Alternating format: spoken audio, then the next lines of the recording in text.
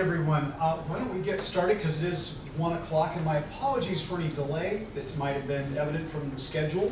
For those of you who are looking for us to begin at 10, my apologies. The Society for Neuroscience was supposed to have updated that. Anyway, we're all here now, so we'll get started, and I'm sure other people will be coming in as well. So I wanted to welcome you all. I'm Jack Van Horn from the University of Southern California, and I'm representing our Big Data for Discovery Science effort, which is led by Arthur Toga at the University of Southern California, and involving investigators who are part of the Computation Institute at the University of Chicago, the Institute for Systems Biology in Seattle, the School of Nursing and Statistics from the University of Michigan, and the USC Viterbi School of Engineering and the Information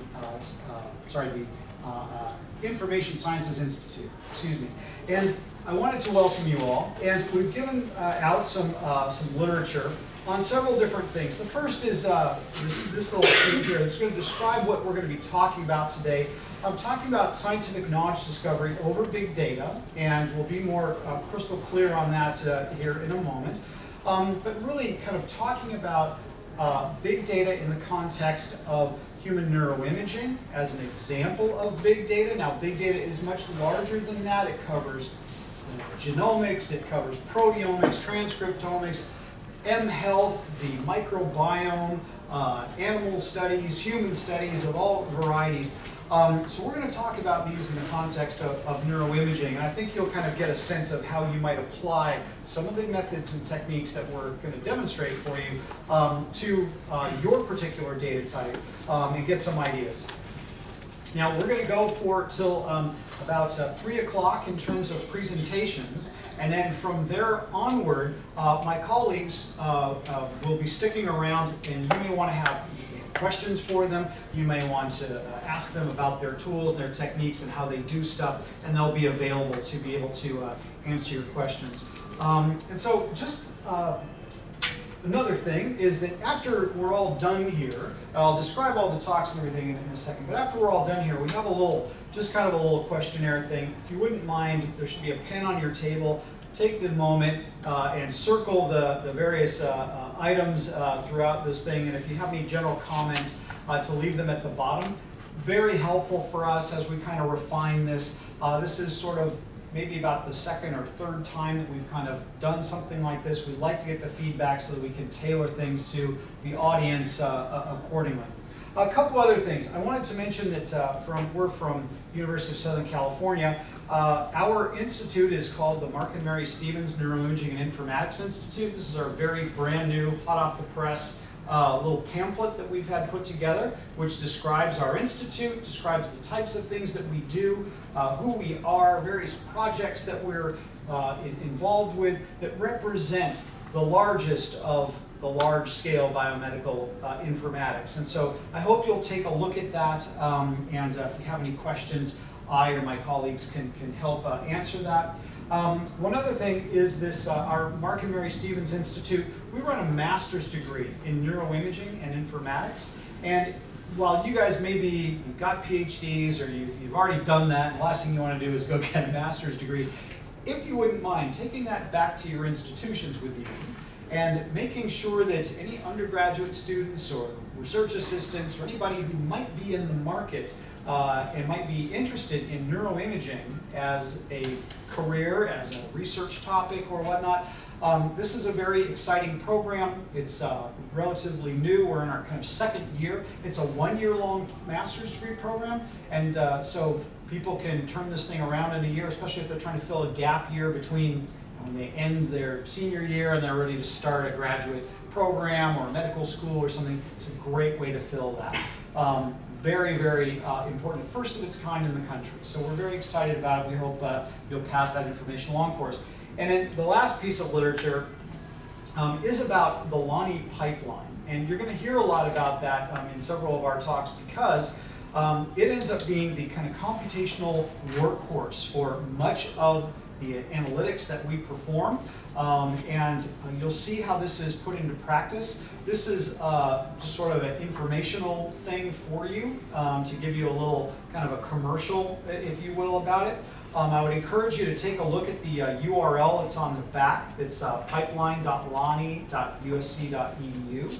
And if you go there, you can download the software, there's tutorials, there's videos, and whatnot. And what you're going to see in the next couple of hours is instantiations of this tool in action, doing large-scale analytics using tools that my colleagues have developed really to process large amounts of data and do hundreds, thousands of subjects at a time, hundreds and thousands of particular metrics, and then using machine learning and other clever analytical methods to be able to turn them into knowledge. And so anyway, with those several items, if you wouldn't mind, one, hanging on to those that are of interest, passing on like the master's degree to people who may be interested at your home institutions, and then following along here with the talks that we're going to hear about, and then at the end, if you wouldn't mind filling this out and giving us some feedback, that would be great. Couple things. We're videotaping this because we want to take these things, the information back. We're going to go polish it up. If you don't want to be on video, just stay where you are. I don't think any of you are in the shot. If you sit maybe up in these two tables, the back of your head will be in the shot or whatnot. It should. Don't worry. It won't be a problem. I don't think. But it's just one of the things we're trying to, because the big data to knowledge program, which is run by the NIH, they're very interested in seeing video lectures, seeing presentations that relate to training in big data, and so this is one of our little contributions to this. But anyway, I hope that no one has a particular problem with that. Also, we have coffee, we have some munchies at the back, there's tea, there's looks like some Pepsi and soft drinks there as well. So if you would like, please help yourself. We've got plenty, and please enjoy. And once again, once we're done with the talks, you're going to be able to interact with our colleagues who, they really are some of the people doing some of the most innovative work at our institution in the context of big data and neuroimaging in particular. But you're also going to be hearing about the kind of dovetailing of neuroimaging with genomic and phenomic analyses. And so we think of it as GWAS and PheWAS, where neuroimaging is one of the critical big data elements in all of this. And so I think you'll find that we've got some really interesting stuff to kind of tell you about.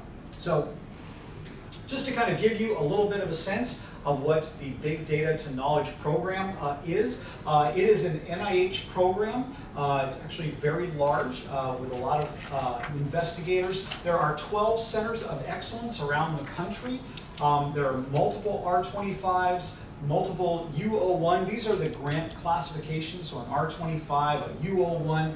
There's T32s and T15s. Those are institutional training grants. And then there's a training coordinating center, of which I'm the PI based at University of Southern California. And we kind of are the facilitator, kind of biggest cheerleader for all of the big data training activities which go on, of which this is sort of one. And so we'd like to be able to help facilitate and make sure that these things get out there in the context of these things. And our program, which I'll describe a little bit more in a second, again, is called Big Data for Discovery Science, or BDDS. And there are, again, several other programs as well, and all of them are seeking to catalyze big data science really as, in biomedicine, as a 21st century topic. To really drive forward the analytics, the computational approaches towards obtaining new insights into health and disease. And again, our focus is on brain. This is a little description of our Big Data for Discovery Science thing. Again, Arthur Toga is our PI. We're based at the University of Southern California. We have collaborations at the Information Sciences Institute, which is based in Marina del Rey, California, just kind of in the Los Angeles area. The Computation Institute, which is located at the University of Chicago. The Institute for Systems Biology, based in Seattle, and at the University of Michigan. So we have a number of players involved here. And our focus is human neuroimaging and brain as related to the phenomics, genetics, and proteomics thereof. And really, we're trying to focus on how, when you gather all of this very rich information, how you manage that data, what software tools can be developed and deployed with respect to that and for processing that, and to the development of scientific workflows. That is, how can you take software programs and link them together to create end-to-end solutions that process, integrate, interdigitate all of that data into new clever analytics, new clever results that give you insights and potentially can inform potentials for cures. We have a website which you can find at bd2k.ini.usc.edu. And this is a real resource for all of the things that you're going to hear about, like the video that we're creating. It will appear here after we kind of get it and edit it down. There's our software tools are listed here, posters, published articles, and that sort of thing. It's really kind of a go-to place to think about all things related to neuroimaging, phenomics, proteomics, and genomics as it relates to brain science in the context of big data. So I encourage you to go there. Our BDDS project covers a number of different domains. We really have this kind of thing at the side here, if I can find my little pointer, is this framework which we have built, which is a kind of an integration of data management capabilities, utilities, and statistical analysis capabilities. It is linking researchers with code repositories, data catalogs, as well as a data repository, so that you can then go and do genome-wide and phenome-wide association studies. These are very computationally intense, so we're bringing to bear pretty high-powered computational cluster computing, both at USC as well as at the Computation Institute in Chicago. And then be able to provide tools to produce the statistical and analytical outputs of bringing these different data types together. In order to make that work, we have a number of little supporting tools, things which we call MINIDs, which are identifiers which can be created for data. These are like unique identifiers, sort of like many people have their like a social security number, if you will, for data. So that once data is created, you can create a little identifier that can be used to identify data and actually detect whether or not it's been changed. So if you create something and you send it to a colleague and it turns out you're getting a different result, it could be because somebody messed with the file. You can detect that sort of stuff. We have a number of posters and presentations that we have made throughout the country related to big data, and you can find those on our website. Another thing that we have done is we've been very prolific in terms of our publications, all related to big data in some form or another. These have appeared in journals such as PLOS One, for example, Alzheimer's and dementia. Some of the things that you'll hear about today, I believe, will touch on issues related to Alzheimer's and Alzheimer's dementia neuroimaging. Computational things about elastic cloud provisioning, which sounds a little fancy, but is one of the underpinnings of why big data science works computationally, as well as looking at the human proteome and ways in which to take that apart in clever ways as well. And so again, I encourage you to take a look at some of those. Again, here's our kind of platform that we've built with really it's a very busy slide, and to spare you the kind of overall details of it all. You'll hear some of it about this in the context of kind of the end result here of building what you need to have using workflow technologies, which Lonnie Pipeline, the piece of literature I handed to you, is a very prime example of. Being able to do these association studies between genes, between phenomes and phenomics with human neuroimaging in order to do population-level studies, allowing you to make inferences about disease. One particular example of that will be like Alzheimer's dementia. Hence why we're here at Society for Neuroscience, is the association with brain. You'll hear about that in several of the talks. So these talks are from my colleagues here at USC. And the first of which is going to be from my colleague Sam Hobel, who is one of our lead developers on our Lonnie Pipeline software platform.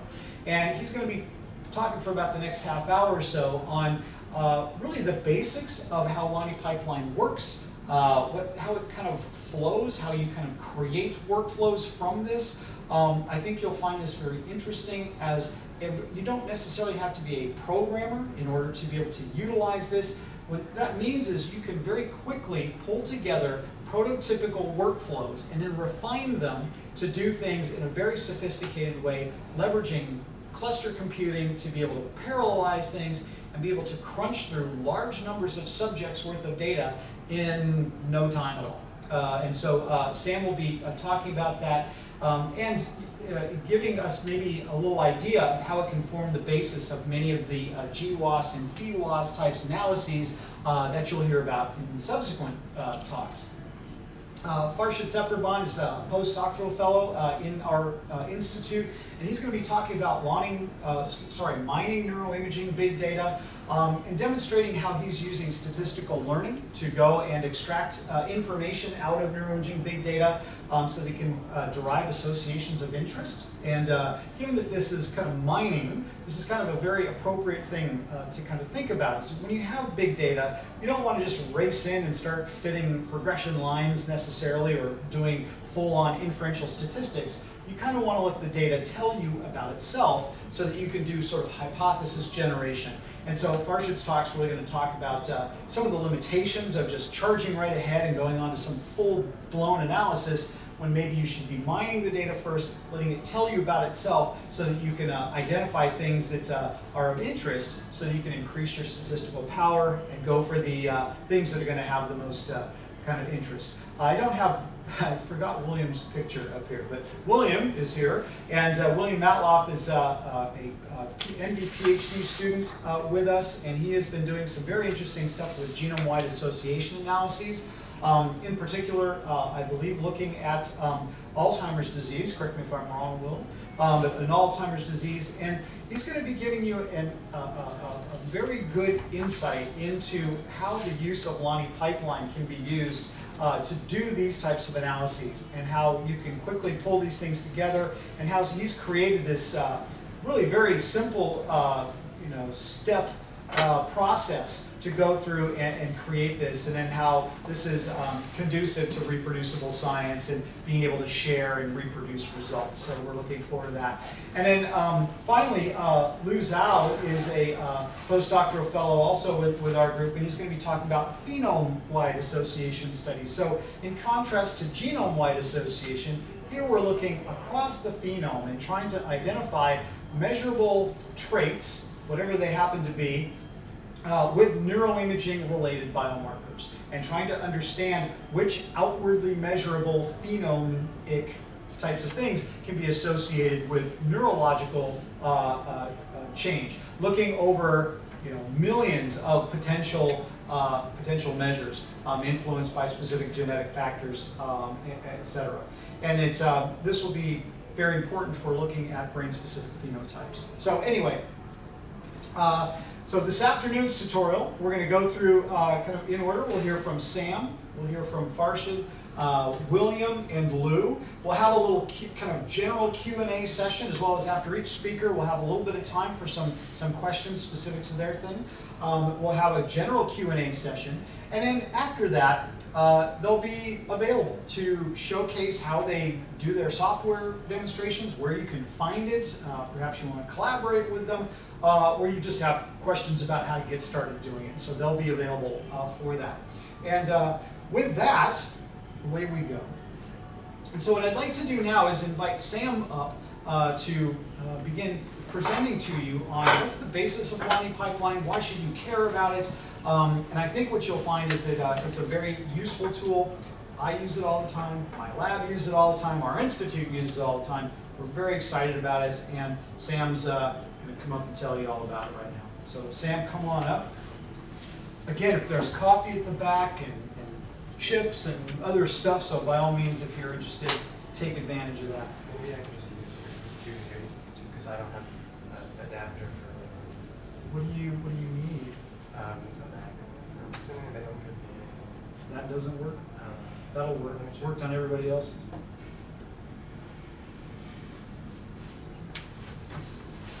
Sure it will. Sure it will. Should pop up any second.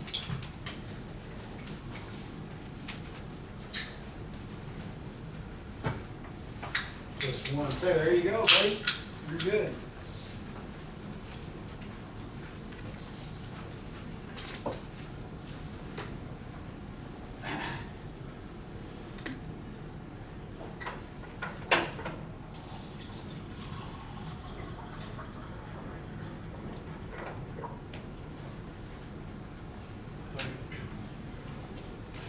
Hi Speak loud. everybody, my name is Sam. As Jack said, I'm a developer working on the loaning pipeline, along with my coworker Dennis, who's sitting right there. And I'm going to be talking to you a bit about the program, what it does, why you might want to use it, and how it works. So the name of the program is Loaning Pipeline, but I'll probably just be referring to it as Pipeline. And if you go, our website, as it says on the flyer, is pipeline.loany.usc.edu. You can go there now or anytime. There's a lot of online documentation and resources explaining all the things that I'm going to talk about. And recently we developed a way to use Pipeline just in your web browser. That's the second link there. The web app form of it, and it's in the beta stage right now, but you can feel free to go on there and mess around with the interface. So these are the 3 points I'm gonna talk about. What is Loaning Pipeline? It's a workflow processing environment first and foremost.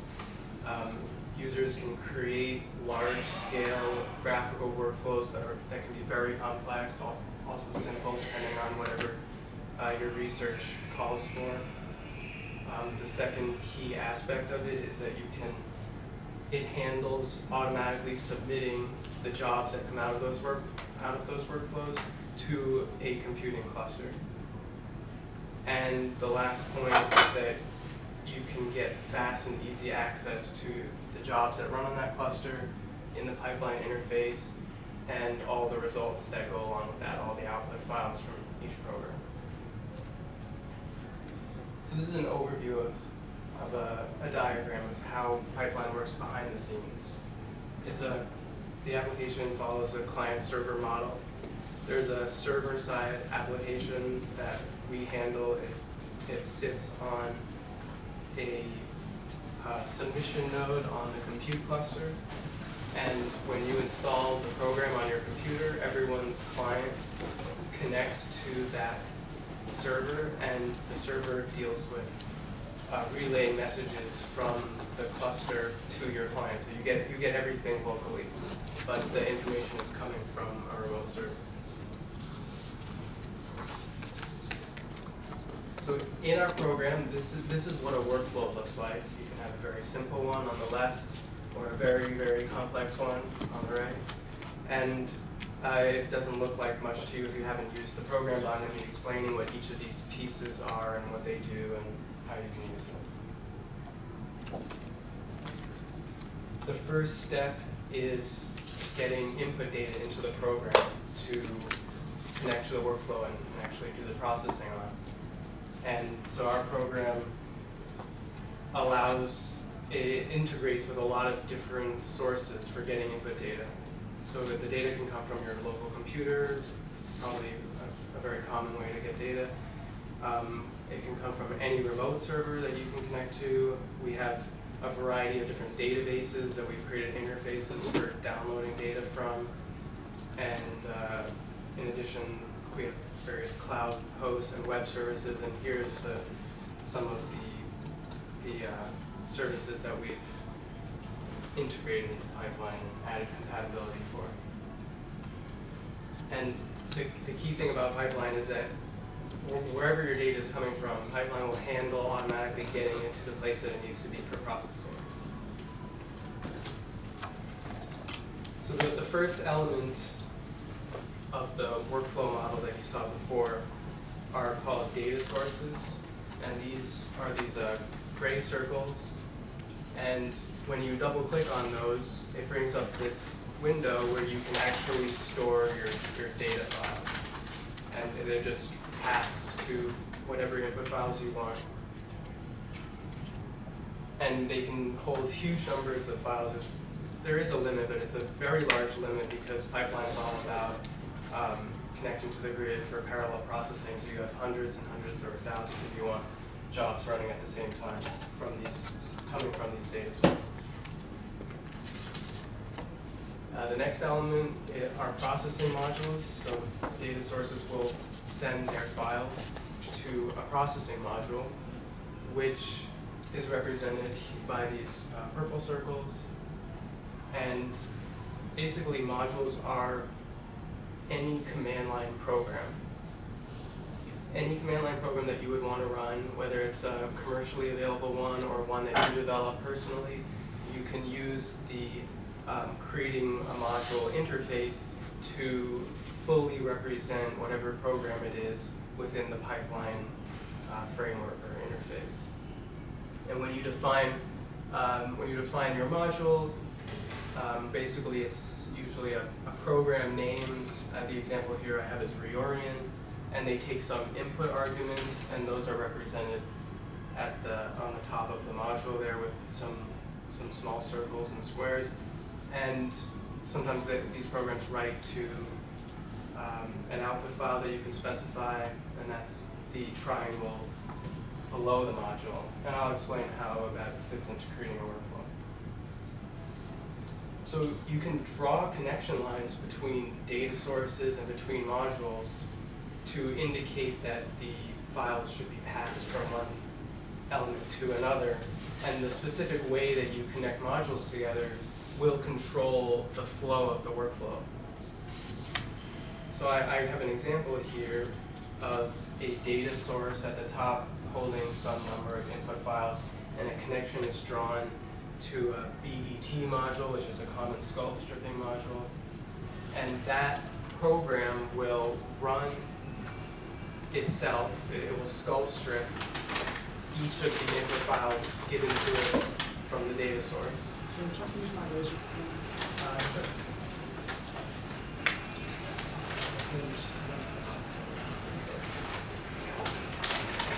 So then the BET module will pass, there's connection lines down to the third module and the second module. And so it passes its inputs, or its outputs to both of those modules. And because this last guy down here receives outputs from this one and this one, it will wait until it receives both of those before it runs. So you get a 1, 2, 3 type of processing going on here. And there's many more ways to control execution. You have pretty much as much control as you need over what programs execute when. We have a feature called flow control over here, which is these kind of dashed lines.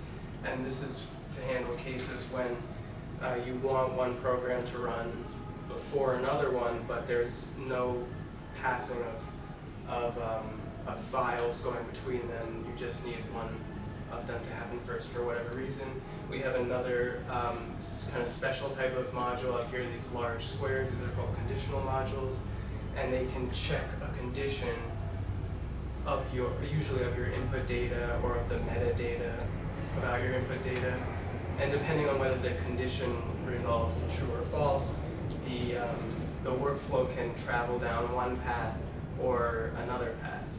And so that allows you to put lots and lots of input data in here, but each individual file might run through the workflow in different ways depending on maybe a value of the metadata, like a gender, let's say.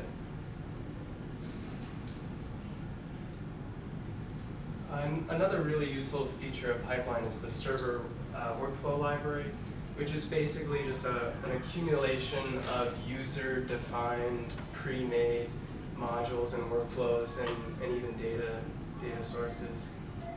And when you connect to the server, I'll get to that in a sec, but when you connect to a server, this is populated and you have access to everything in our user library.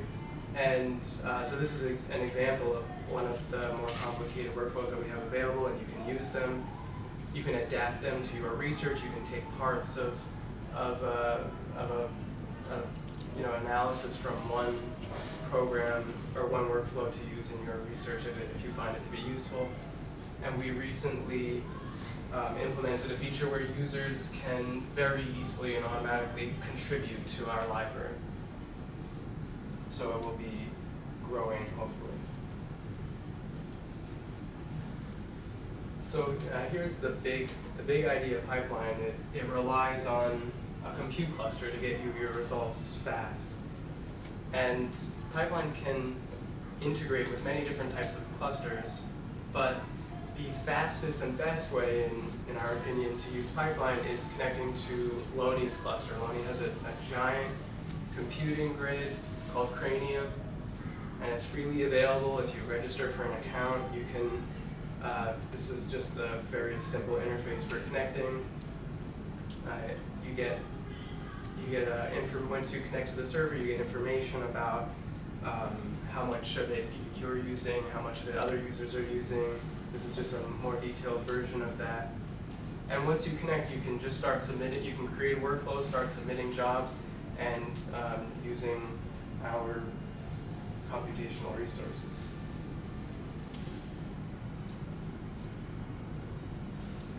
So after you build your workflow,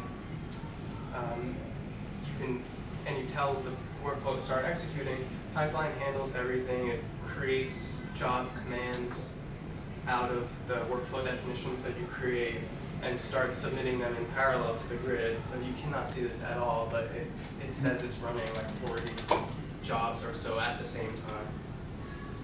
And if you click on any of these modules, you can bring up this window here that gives you really detailed information about each job, the command that was submitted. You just can't see any of this. The status, the job ID, how long it's been running, and then there's other tabs. I wish I had a higher resolution version of this, but there's other tabs. If you have output files, there's a button you can just click download, and it will download the files, the output files that were on the remote server directly to your computer.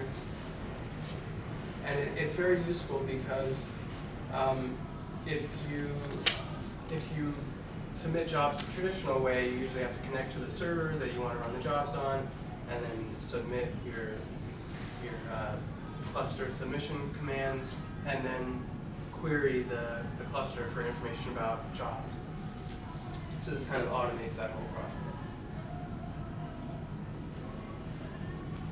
These are some real examples of results that people have achieved from coming out of their workflows that they developed in Loney Pipeline. So the results are actually coming out of the programs that you define in the pipeline interface, but pipeline just makes it more convenient and easier and faster to get these types of results.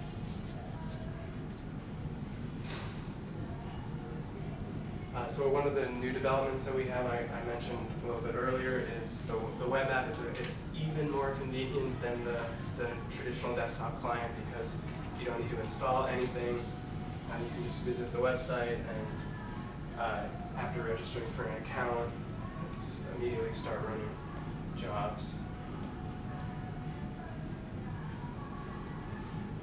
There's lots of documentation on the website. As Jack said, there's videos, lots of text examples and tutorials.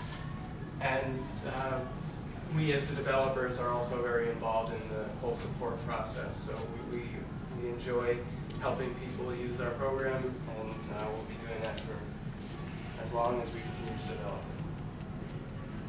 it. So yeah, that's it. Thank you. Does anyone have questions? Should we open to questions? Yeah, absolutely.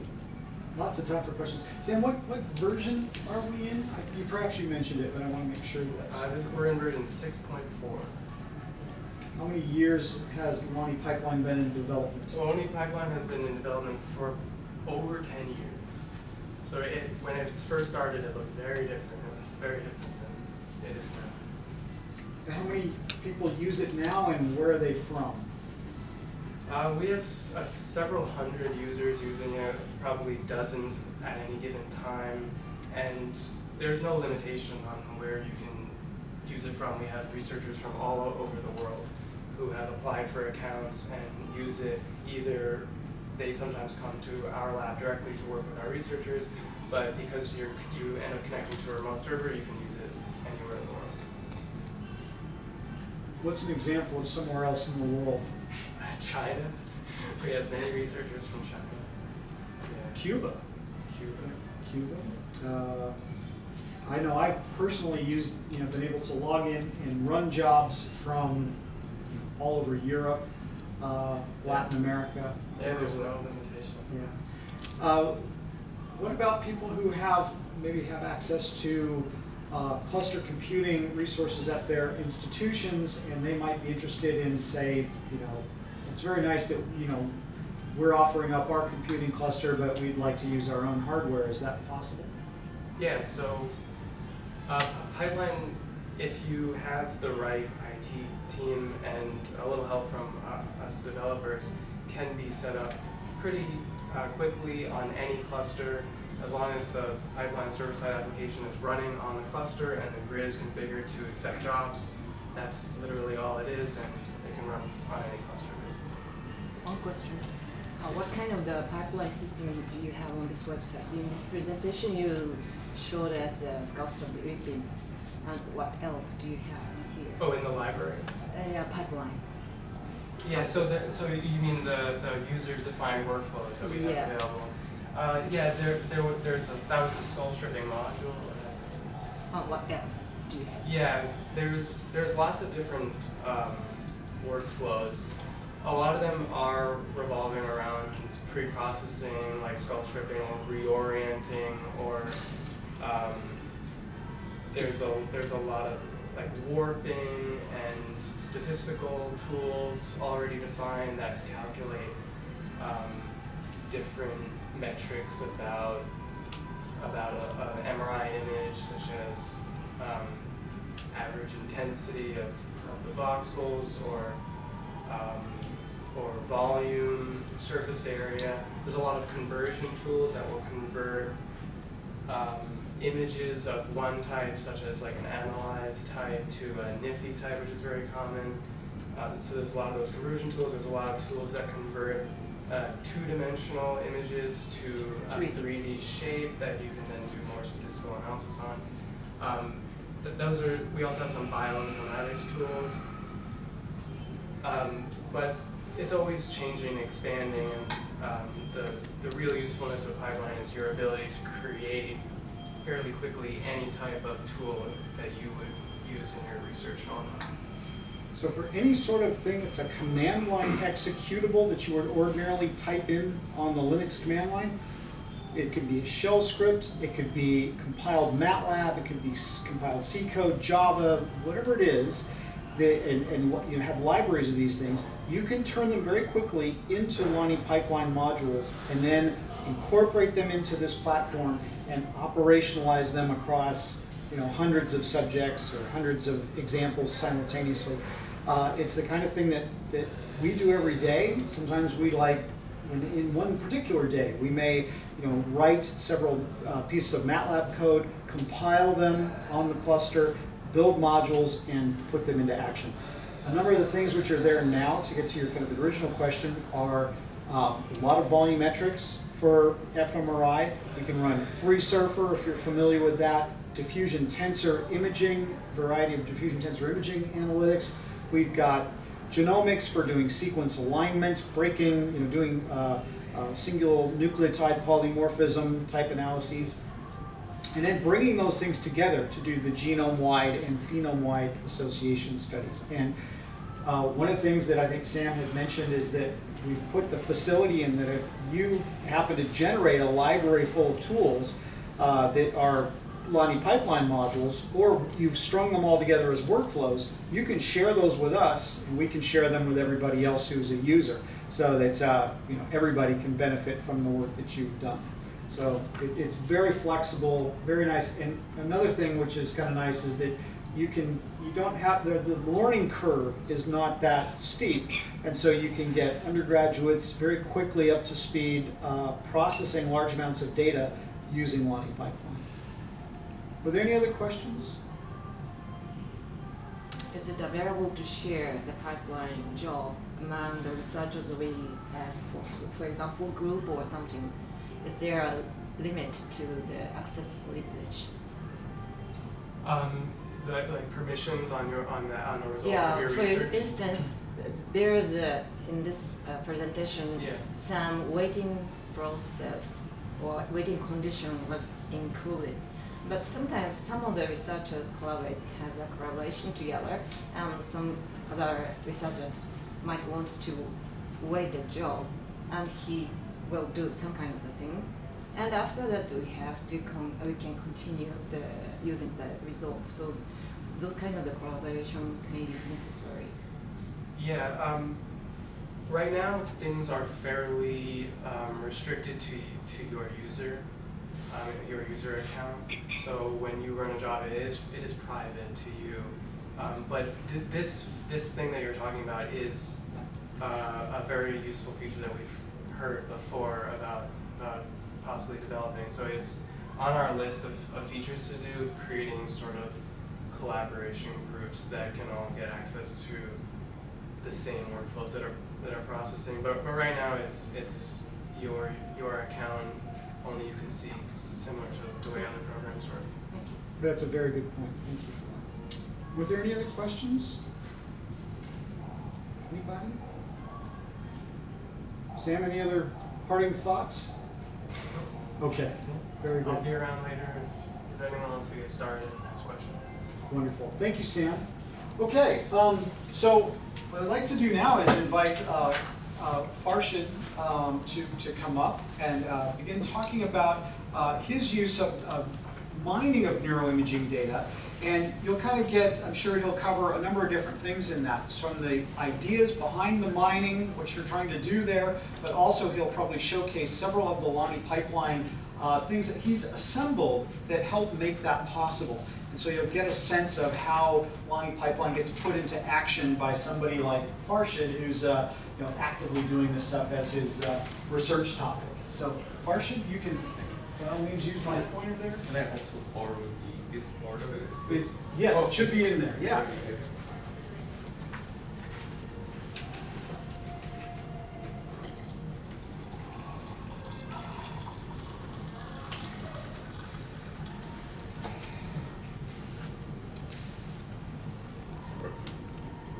Hi everyone. So as Jack mentioned, I will be talking about mining neuroimaging big data. And so I will start with talking about classical statistical analysis and the need to move beyond that in when we are dealing with big data. And I will give you some examples and information about the statistical learning and how they can be used to mine neuroimaging big data. And at the end, I'll show an example study that we did to be able to do multi-parametric regression analysis. So why do we mention the word big data? It's not only the size of the data that is big, it's also the diversity. So when we do neuroimaging in a given study, we are dealing with so many different information, structural information, anatomic information, shape analysis, all sorts of different information which are in different domains and have different attributes. On top of that, we may be dealing with genetic information as well. We may want to incorporate those as well. And also, we may be having clinical record or demographic information. So all of these informations are in different spaces and are different. So it's not only the size of it that is big, but it's also the diversity and the fact that they have different characteristics. So what we eventually want to do to be able to do big data analysis is to put them all together. So create a space, like a so-called feature space, that incorporate all of this information. And of course, we will be needing to have a large number of those to be able to do inferential analysis. Then we will put those features aside a specific condition, which can be like for example, disease or cognitive performance. And then we'll mine the data to see how these features are correlating with that specific condition of interest. So in the classical statistical inference, for example, let me start, I'll giving most of my examples in structural analysis. So let me do some free-surfer analysis, obtain the cortical thickness of different regions of the brain, and then we want what we usually do is between group comparison. So this would be the classical way of doing regression. So how these regions are different across our control and disease group. And to do those things, we usually do regression analysis, where what is our outcome? We will be having a specific feature of interest, given, for example, cortical thickness of the specific area, and we incorporate some possible confound and see what features in the brain can predict a specific outcome. So before I move forward, I will just mention a few tips on doing regression analysis. You may be all familiar with that. I'll just, as a summary, will give some examples from that I've gathered from Google. So, like as they say in real estate, location, location, location, I would say in regression analysis, sample size, sample size, sample size. And it's really important, especially in neuroimaging data, because we are dealing with a lot of noises. There are intersubject variability, noises in the scanner, motion, like post-processing errors, and all of those things. So, and also most of these analyses are based on an expected value of a range of all the parameters that we are looking at. So it's really important to have proper statistical power to be able to do regression analysis. The other important thing is to check for confound, and bear in mind that correlation is not causation. And this is the famous example of chocolate consumption and a number of Nobel winners in a country. So, and you see a correlation here, and it's not causation. I've tried that. It doesn't work. So, and also you incorporating those compounds not only may correct for those false causation, which also may give us some more insight from an outcome.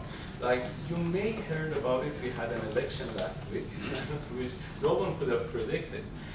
Only one, and what they are evaluating after the statistical analysis, they're saying that they may have been because of unincorporated confound in their statistical analysis. So even with those huge number of data sets, it's really important to choose proper features.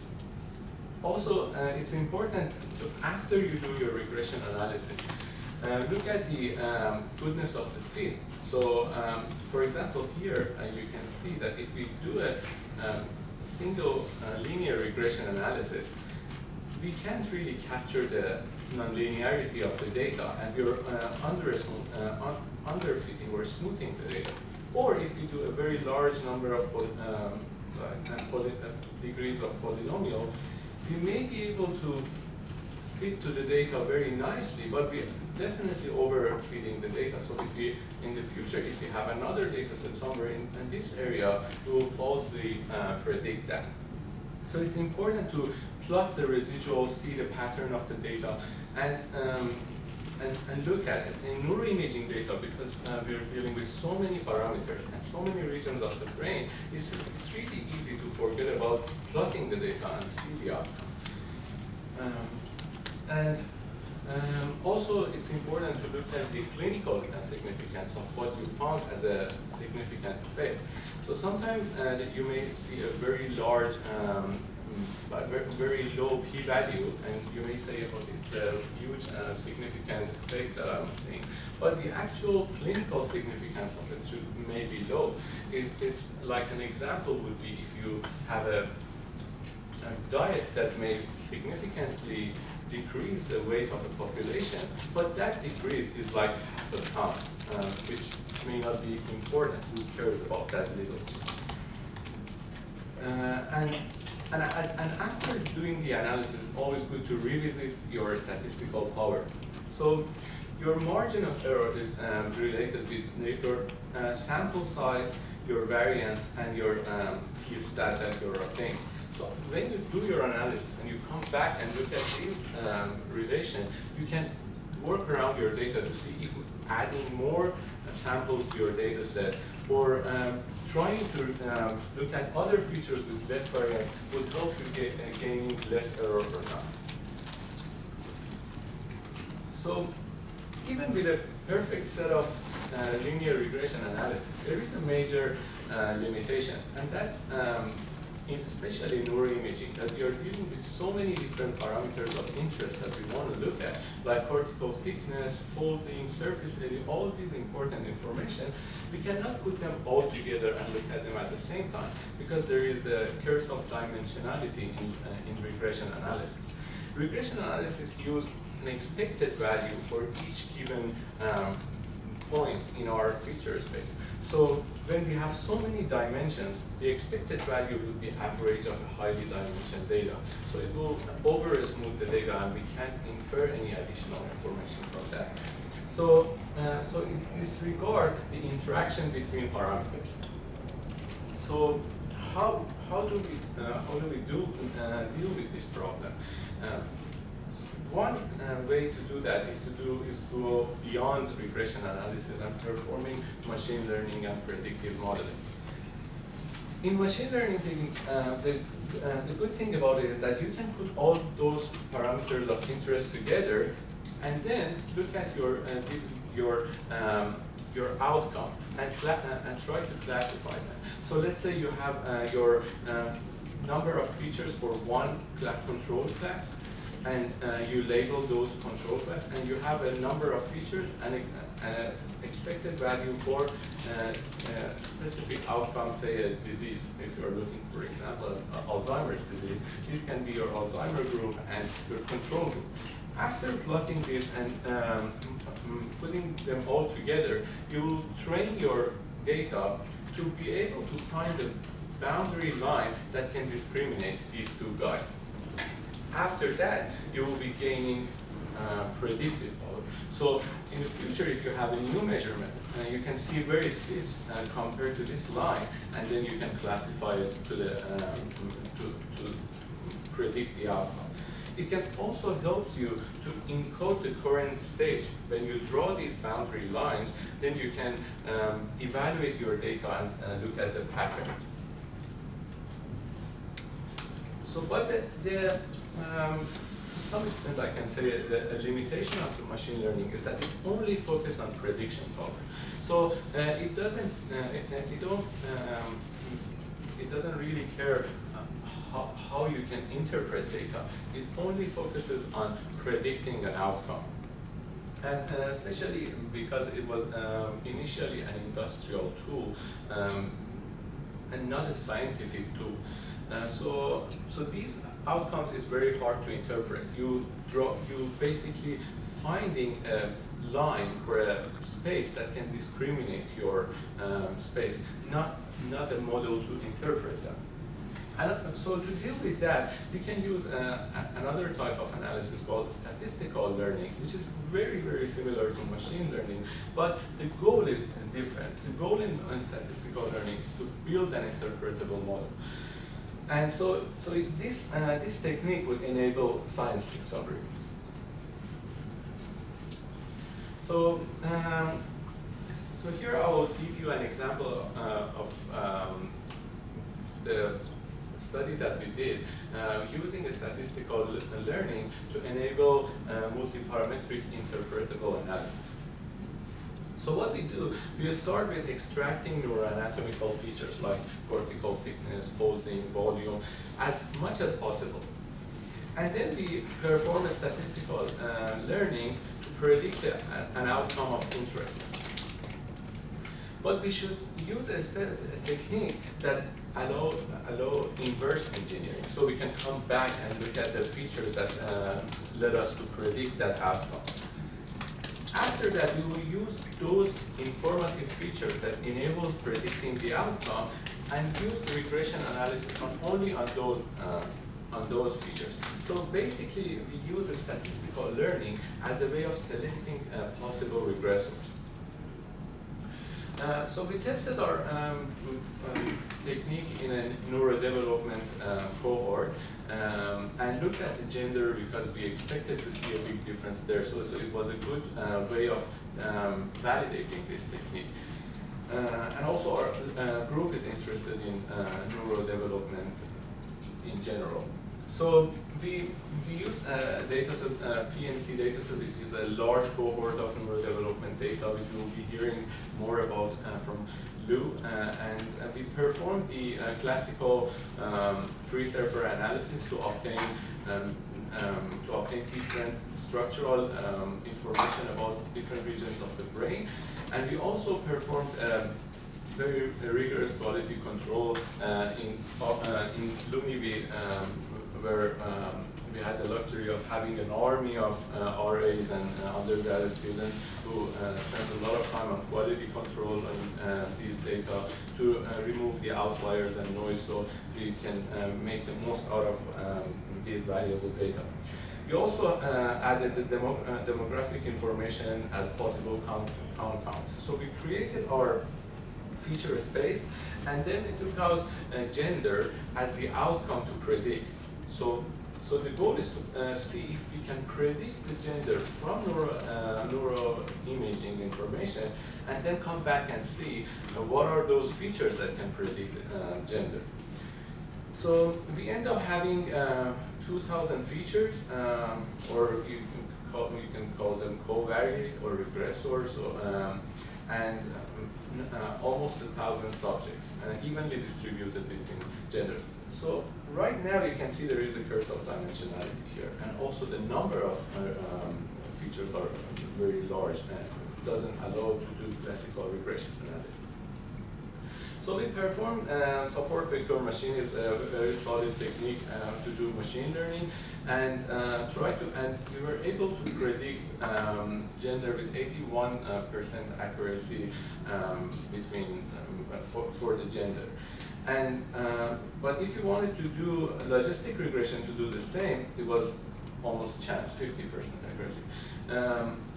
And this is basically a liberal baseline to compare with. We also compared our result with more conservative baseline, and to do that, we did the same analysis only on based having race, age, or ICV, like basically the head size as predictor, and that one was also something around 65%. So we made sure that this is the neuroanatomical information that is predicting the gender here. The other thing that we wanted to learn about was that if the size of the feature space that we're creating is important or not. So we did the same analysis once only on cortical thickness or on different parameters from a specific atlas, or and compare them with when we have everything there. So all different atlas, all different parameters. And we realized that in our case, it's better to put as many information as you can. So after you do your prediction and you create a model, basically you draw all those boundaries that can separate gender from neuroanatomical information, you can come back and see which of those features have higher discrimination power. So basically this plot shows that for different regions of the brain, which one has higher prediction power. So this is not really a model of the brain, it's rather tells us how each of these features can predict the gender. So after that, we can go through them and pick only those that are highly informative. So in this example would be those with very high weight. And then we use those to do classical regression analysis. So here you can see regression analysis using age, IQ, ICV, and race only without neuroanatomical information. And given the neuro development study, we see that the age has a significant effect. But when we perform this technique, now we are able to do multi-parametric analysis of the same group. Now we can put together thickness of a specific area, volume of another area, like standard deviation of the thickness of another area. So basically, you see different parameters from different regions of the brain and put them together. And it was so hard to determine which feature to put in together to do the same analysis if you didn't have the machine learning step. So to summarize what we did, we basically start with the structural MRI data. We go through free surfer analysis to obtain all those neuroanatomical information. We do quality control and save them on BD bag. This is one of the toolbox from BDDS effort. And from that, for me that I wanted to focus on the statistical part, all I have to do, I have to go to BD bag repository and I just have to type, I need a neuroimaging data set, on neurodevelopment, this information with demographic information, and it will create a bag and output it so I can only focus on doing the regression analysis. So this is really a nice tool that BDDS provided. They have this big repository that you can go. It's really following similar like tagging when you want to find your music of interest, and you just select the things that you would like to have as your final playlist. And it really works really smoothly, so I would suggest you to go and look at the website and see the BD bag too. And then you can do any statistical analysis that you want to. But if without BDDS, I should have go through the data acquisition, purification, management, all these sort of things before I can start doing data mining or validation. But with BDDS, I use BDBAG to do data retrieval, and then I can use BDDS statistical toolbox to perform the statistical analysis on the Looney pipeline, which makes the life of researcher much easier. So you can get more information about these things here. So, with the spirit of November, I will bring to your attention the importance of mental health awareness, and I'll thank you all for your attention.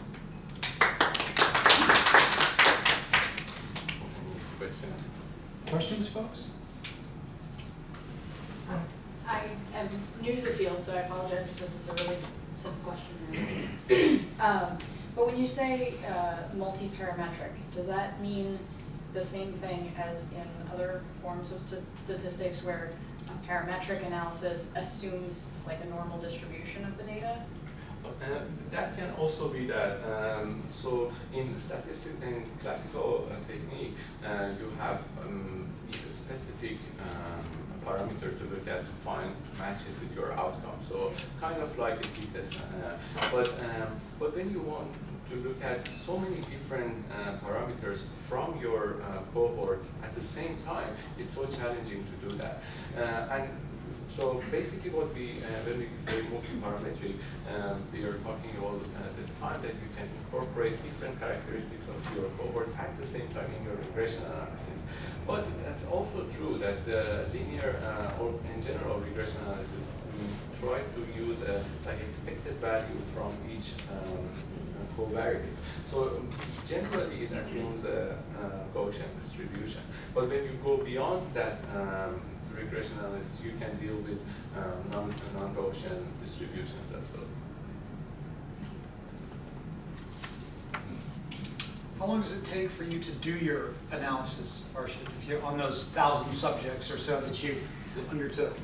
Yeah, I would say with the like facilities in a pipeline, Looney pipeline, and these analyses are extremely fast. So the optimization process and playing with that may take a few days, but when you set up your like protocol and it's good to go, it can be done in a minute or so. But without having these tools, God knows. Yeah, you had to do them by hand. Huh? Yeah. Are there any other questions? Can I ask another? Yes, please do. Please do. Most of your examples seem to be binary, either trying to classify things by gender or disease versus non-disease. Does it have to be that way, or can this predictive statistics, whatever. Can it be used on, either for clustering into multiple clusters, or doing something more along the continuum rather than just yes or no? Exactly, it can be. So in the case of multi-class classification, you can perform like similar to regression, a dummy coding to have multi-class. So you start with saying like class 1 and 2, and then break down to class 2 to 3 and 4. So or there are techniques that can handle multi-class classification, machine learning techniques that can do that. But if your data is continuous, you can still use this analysis, but it will go through another class of analysis called machine learning regression. So you do the same thing, like support vector regression, for example. You do the same analysis, but your outcome won't be a predicted class, rather a probability value, which can be continuous. Sorry, so let me reconfirm what you mean by statistical learning. So to my understanding, basically you want to use machine learning to get predictive features and then to the conventional statistical. Yeah, correct. Yeah. And something to it. Yeah, correct. And basically the statistical learning and machine learning are not really that different, and they're just, some of it comes from the fact that machine learning was developed by computer scientists, and this is so many of things the things that have been developed with by a statistician before, and vice versa. So there's always a naming convention problem in this discipline. But what I was so basically by statistical learning, I'm focusing on machine learning technique that can help you gain interpretability from your data as well, and not focusing only on prediction. Excellent. Any further questions? Wonderful. Thank you, Farshid. Really appreciate that. So before we go on to our next talk, I just want to make sure that everybody knows we've got coffee, soft drinks, we've got some chips and stuff back here. If you're thirsty, now's a great time while we introduce Will. So Will Matloff is, again, he's an MD PhD student in our program. He is, I think he's, I don't know, he's at the part where he's doing the PhD part. Maybe he can tell us a little bit about that. But one of the things he's doing is leveraging Lonnie Pipeline to be able to do some very sophisticated genome-wide analyses. And we'll let him take it from here. So go ahead, Will. Hi everyone. As Dr. Van Horn said, I'm a PhD student. I'm in starting the graduate portion of the program. And so I'm going to be talking about an approach that we developed that takes advantage of the Lonnie pipeline. Oh, whoops. Sorry.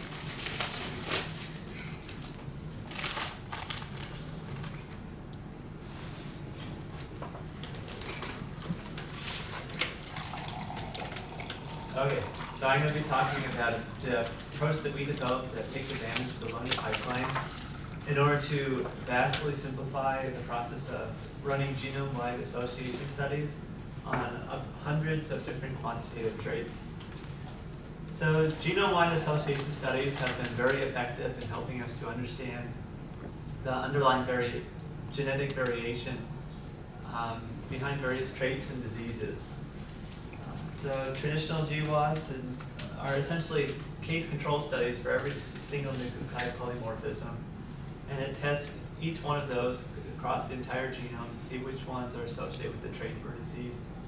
And these help define the genes such as, like for Alzheimer's, ApoE, or TOM40, and with increasing sizes of data sets, more genes that are associated with disease are found on a regular basis. And quantitative traits can be used for genome-wide association studies as well. Instead of a case control study, it's more of a linear model that looks to see how the amount of a certain allele affects the quantitative traits to see, and allows one to see which which SNPs are associated with that quantitative trait. So the methodology that for these GWAS studies are very mature and successful so far. Clink, for example, the link is right there, developed by the Purcell group. It has a command line tool set that allows for genome-wide association studies for both quantitative traits, binary traits. And it's easy to use and works very well. However,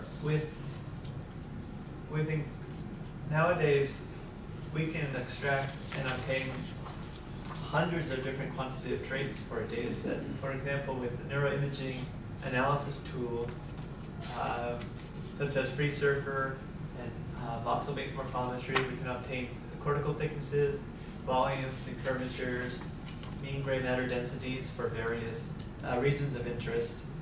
So it becomes an interesting to run the GWAS on all of these quantitative traits rather than just a single trait or a disease state.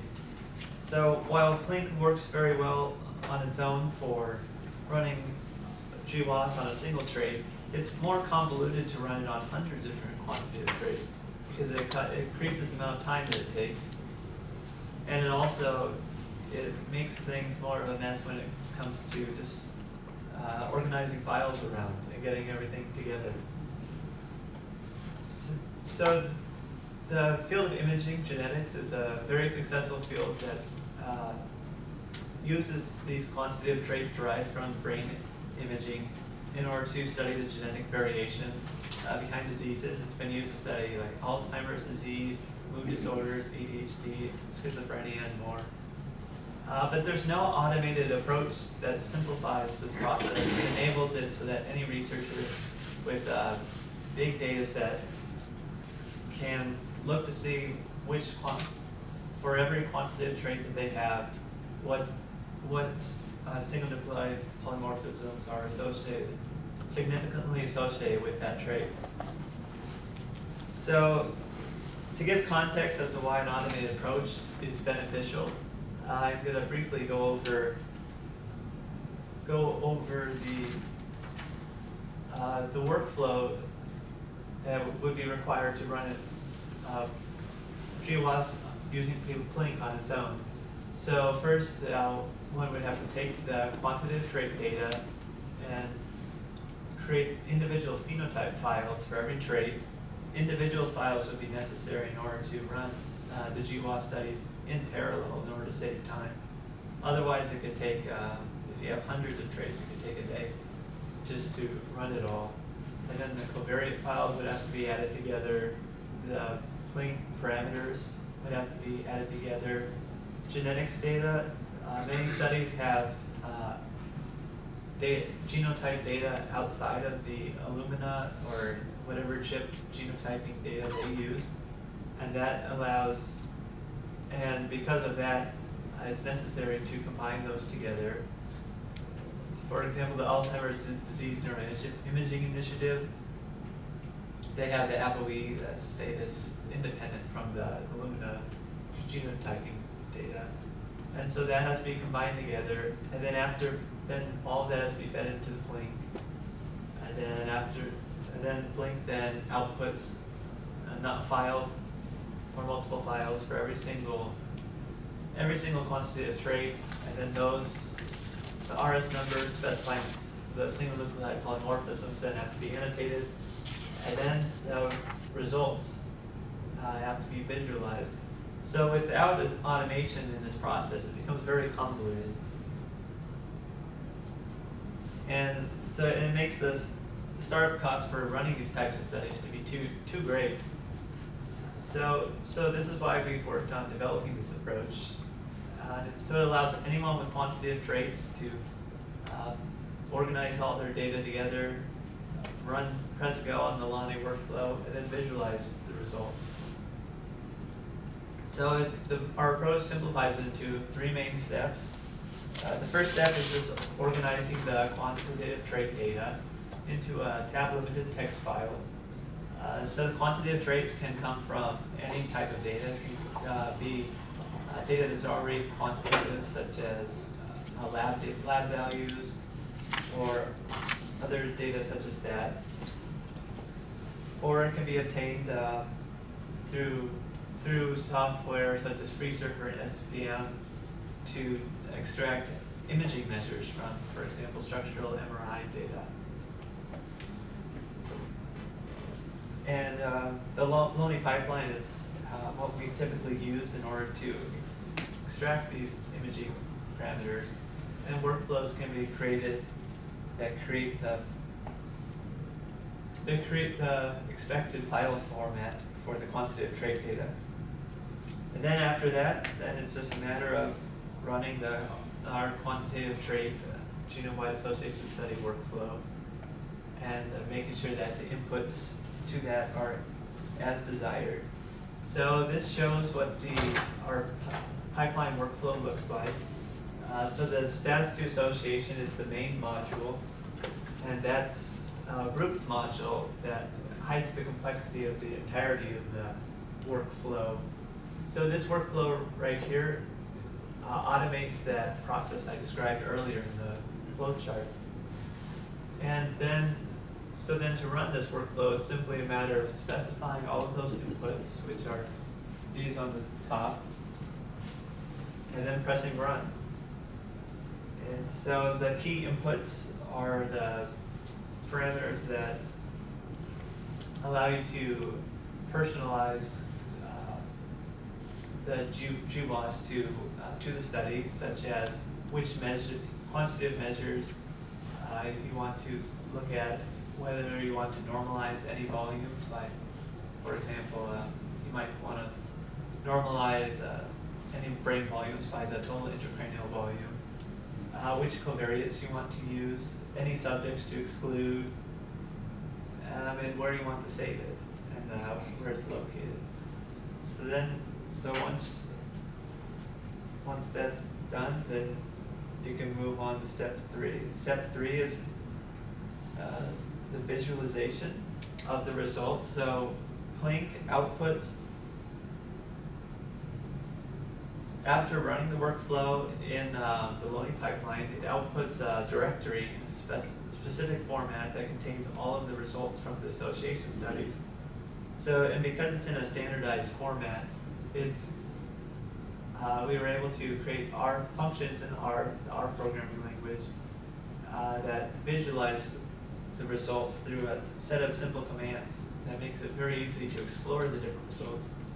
Because when you have association results for hundreds of different associations, for 100 different quantitative traits, going through the individual files by themselves makes it difficult to see different patterns that you might want to find. So we take advantage of a number of different libraries, such as Manhattanly, that allows for interactive Manhattan and QQ plots to be created, and also the Plotly.js library. Manhattanly uses that as well, and that creates for interactive plots.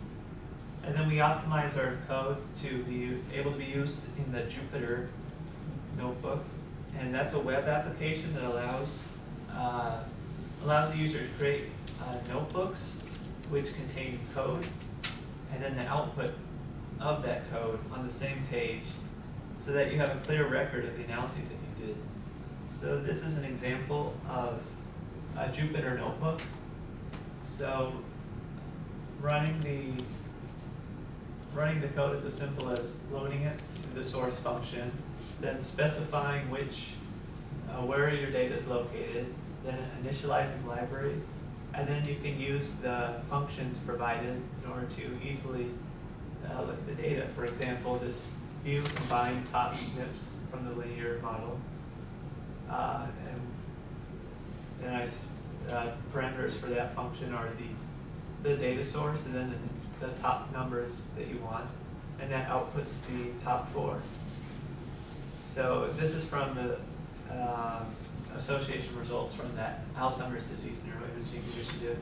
So as you can see, the top 4 were the ApoE gene from the left amygdala, the left hippocampus, right hippocampus, and right amygdala. And then running the association Manhattan plot code then outputs this interactive Manhattan plot. And by highlighting your cursor, it shows you all the information that you want. So it makes it really easy to explore the results. So in summary, the steps are getting the inputs all ready to go, such as the quantitative trait data, running the Blondie pipeline workflow, and then visualizing the results. And it simplifies a process that could take days just to get set up into something that could be done in an hour, just to get everything downloaded and getting your data in the correct format. And then running it just takes around 10 minutes when using the Lonely Cranium cluster. And also it's, in addition to being easy to use, it's flexible with the different input parameters. You can specify exactly how you want to run the genome-wide association studies, such as which covariates you want to include. And so it works well, and so we also wanted to make sure it was accurate. So in order to validate the approach, we use data from the Alzheimer's Disease Neuroimaging Initiative. And we use this to replicate a study that called the Whole Genome Association Study of Brain-Wide Imaging Phenotypes for Identifying Quantitative Trait Loci in MCI-AD by Li Shen et al. And in this study, they took 142 different quantitative traits derived from the brain images. And of ADNI subjects, and then conducted separate genome-wide association studies for every single one of these traits. And so we did this exact same thing using our workflow, and then compared the results. So on the left, it shows these are the top SNPs that the Li Shen et al. Study found, and then the p-values from our corresponding results. The results are comparable. They're slightly different because of slight differences in the exact original images used due to various data embargoes from the time that paper was published and the time that we did this. But as you can see, for the most significant ones, it's very similar. And so this shows that as well. So one great feature about this workflow is that it helps to promote the virtues of reproducible science, because the whole approach itself is self-documenting, in that once you have the input serve as a documentation, because if you give anyone the inputs, they can take the same workflow and produce the same output. So it allows one to really be able to share the study. And because the Lonely pipeline is so accessible, it allows for anyone in the world to run the same association studies. And so future work involves further improving the interface, and also expanding the analyses of the association results, such as conducting pathway analyses of the various single nucleotide polymorphisms that are found to be significant. So we acknowledge funding sources, the Big Data Discovery Science and the NIH 41, and also the ADNI, Sam Hobo for advice on the Lonely pipeline workflow. So I'm going to do a quick demo on the Jupyter to demonstrate how it's used. So I just go into the terminal, type in Jupyter Notebook, and it pulls up the page. And then I find where it is.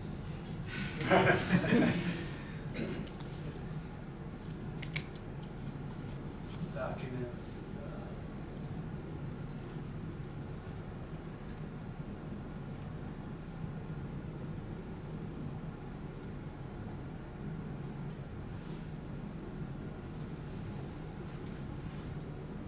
Okay, so this is the Jupyter notebook. And so as you can see, it's easy to add text.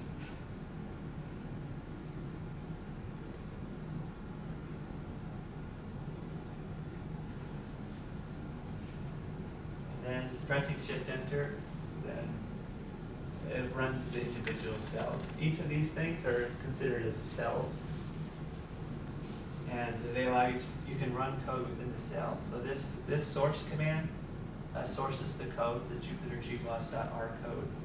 And pressing Shift Enter on this next command, that loads the data. This is data from the ADNI data set that were adjusted prior to being run through the workflow. Initialize, that initializes all the libraries. And so once that's done, then you can run stuff like logistic association Manhattan plot. That produces a Manhattan plot for the association study that's just based on the binary trait of whether they have Alzheimer's disease or not. So pressing Shift Enter, it loads the Manhattan plot. And as you can see, it's interactive. So you can see the top one was this ApoE, and the second one, Tom 40. And you can scroll over all of these. And then maybe you want to look at a list of them. I use this command, view top SNPs logistic. If you only want to see 10, you can change it to 10. Press Shift Enter again, then you get 10. View combine top SNPs linear, that compiles all of the association studies from the quantitative traits and gives which is the quantitative traits. For each quantitative trait, which of the SNPs was most associated. So the top ones were the hippocampus and the amygdala. If you want to look at the different phenotypes involved, you could use this view phenotypes command. So this process, it would take a while to implement this on your own if you don't have it set up already. So it really saves time for someone just getting started into using, wanting to do genome-wide association studies on quantitative traits. So if you want to look at the top SNPs linear for the left hippocampus, Shift Enter, and you can see the results. And then if you want to plot it by the groups, this plots the correct values by the different groups: Alzheimer's disease, mild cognitive impairment, and normal. And there's a relationship as expected. So this is nice. I like this a lot because it helps to very quickly go through the data. And it's also shareable as well. So you can share what your analysis was with colleagues.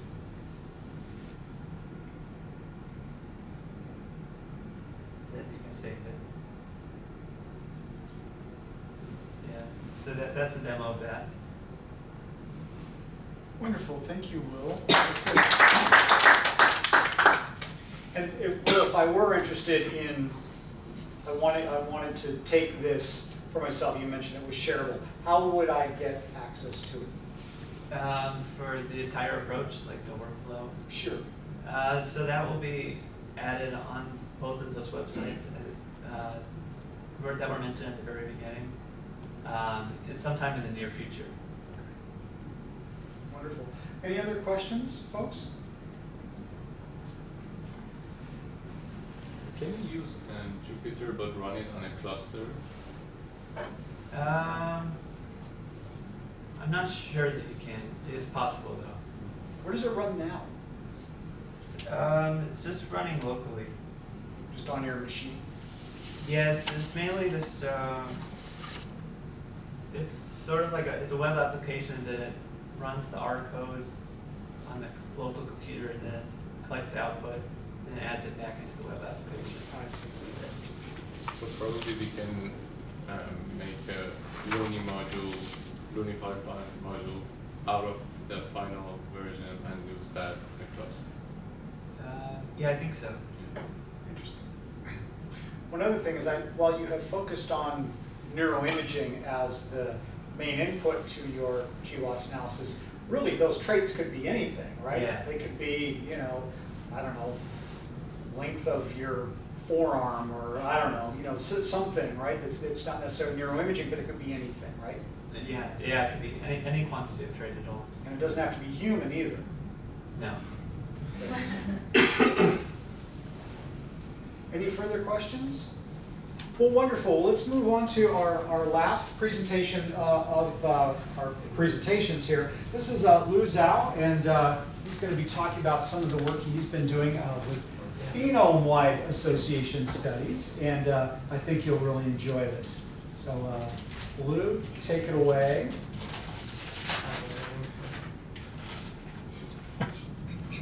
There you go.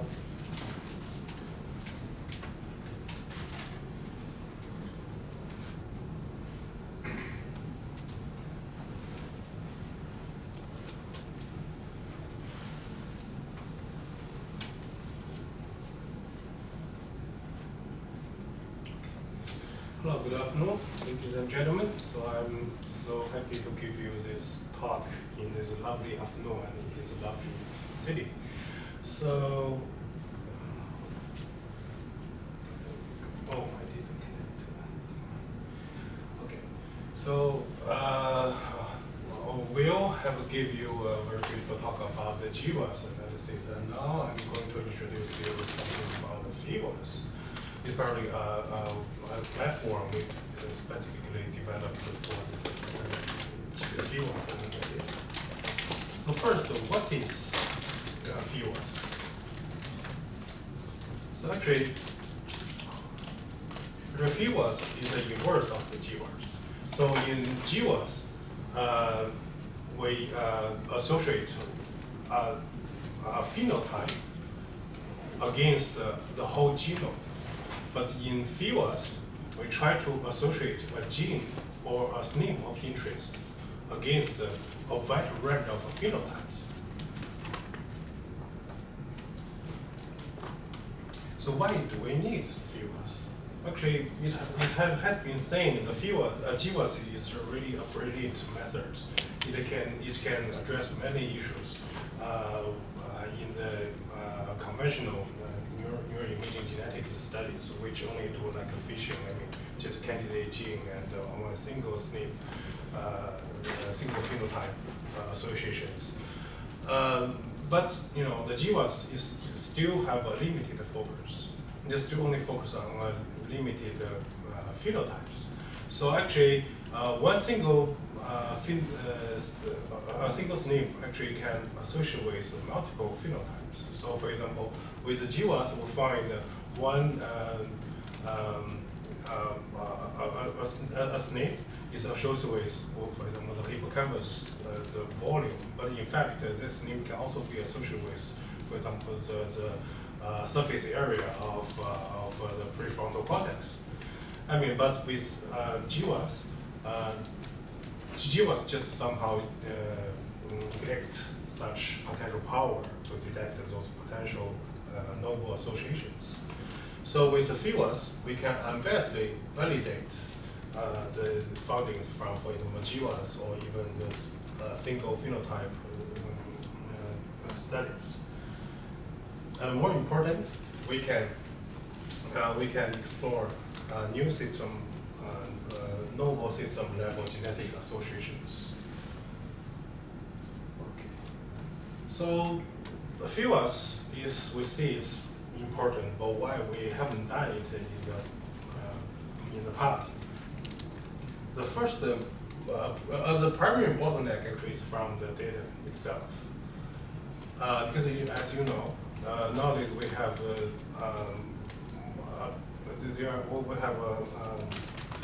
multiple large volume of neuroimaging and genetics archives has been established. But you know, in these archives, it's a chaos actually. if you have a look into it, it contains text files. Text file can be in the TXT or in the SDV or different format, and even your imaging data, it can be in Nifty format or in Analyze or DICOM, and also there are demographics data. But in general, this when we can grab such data back, such archives, everything is not has not been well structured and managed. So, for example, if I grab a big data sample, for example, the adenine, at the very beginning when I open the bag, I will have the face like this guy, and facing fish size such kind of a mess. So we really need some professional organizer to organize the closet, the thing into this way. This is actually one of my dream closets.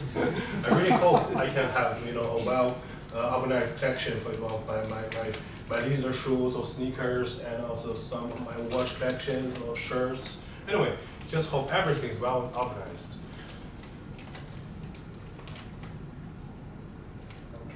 And also another issue is because we are trying to do a neuroimaging based fieldwork. We are trying to extract the phenotypes from the neuroimaging data.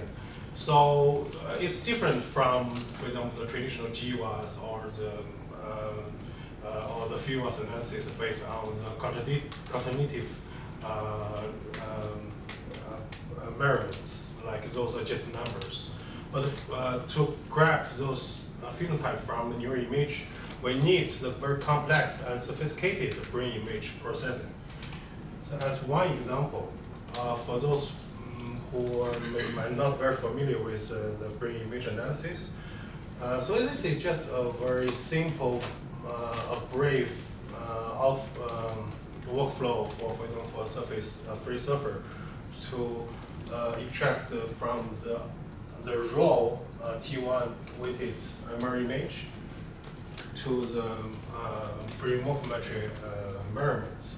So you can see there are a set of intermediate processing steps, and actually each one also behind each of the steps there are very complex the algorithm and the processing involved. And also because we're dealing with big data sets, so it means we're not only dealing with a couple of images. We're trying to we're trying to grab the phenotypes from hundreds, even thousands, or even tens of, as many as possible images. But for example, for free surfer, to process one image will take 3 or 4 hours. But can you imagine if we just try to repeat the same procedure with just only one computer? That can take you for hundreds of thousands of images. That can take you forever. So that's why we need some, for example, the learning pipeline to do high performance computing processes. And another issue is the multiple correction in the analysis. So for example, in the previous couple of presentations, which Fashid and Will showed, in those traditional like a FIWAS analysis, or GWAS analysis, whatever. So the results are just analyzed or visualized with Manhattan plots. And the significant association was identified, for example, with Buffaloni correction, which set critical thresholds. So the ones surpass this threshold we consider as significant. But the issue is actually those dots, for the young case, if it was, these represent the phenotypes. Those dots, they're grabbed from the brain. So they are not independent. There are spatial correlations. So this means if we simply just use a buffering correction, which use a hypothesis all this the phenotype are independent, that's wrong. So it didn't address the correlations with all the smoothness along the brain surfaces. So we need some method which can adopt such spatial correlations between those phenotypes. And also another issue is such kind of result is very hard to interpret. So for example, as this example, if I just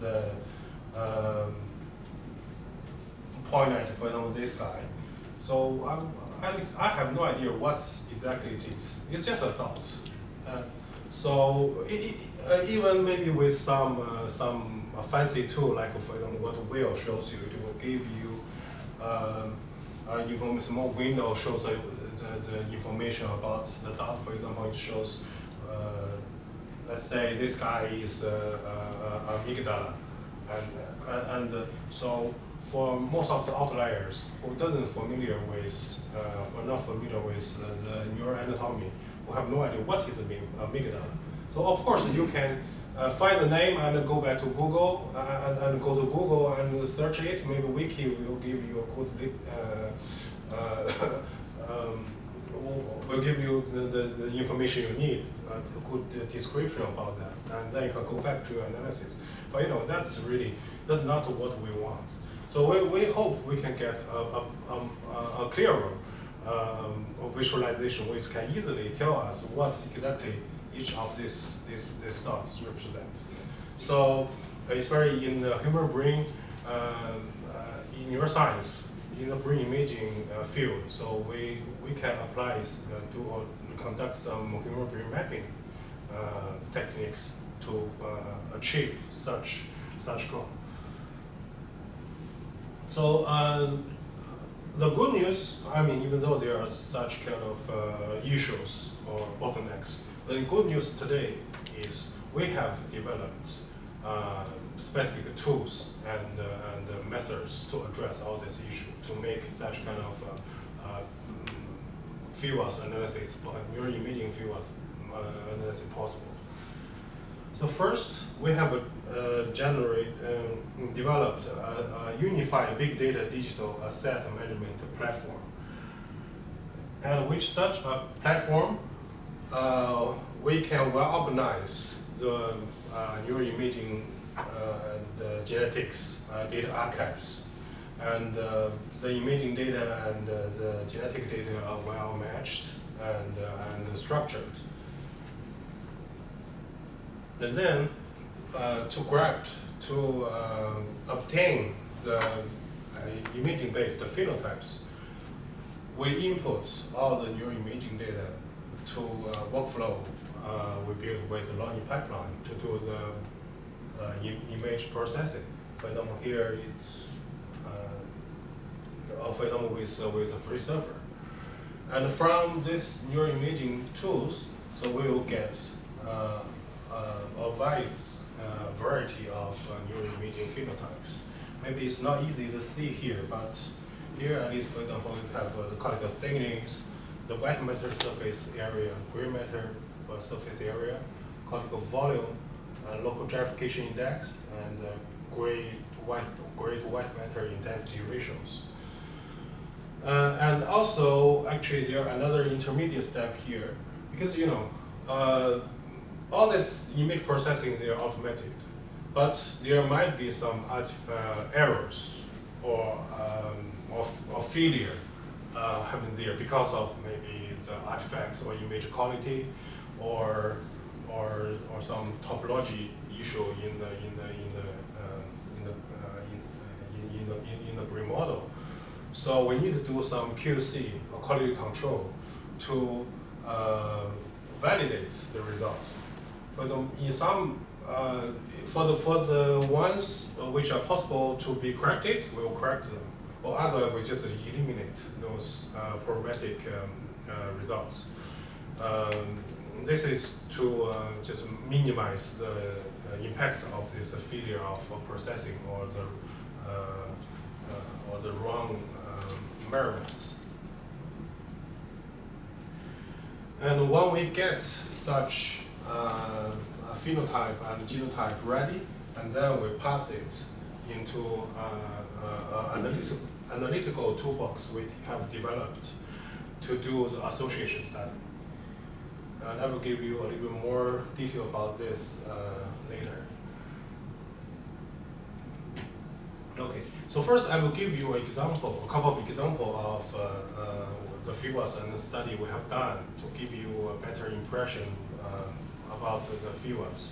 At least you will know what we can do with the fieldwork. So in the first example, we have applied the fieldwork analysis to investigate the impact of the COMT gene on the brain morphometry measurements in the neurodevelopment cohort. So the COMT gene is an enzyme controlling for the dopamine degradation in the brain, especially in the prefrontal cortex.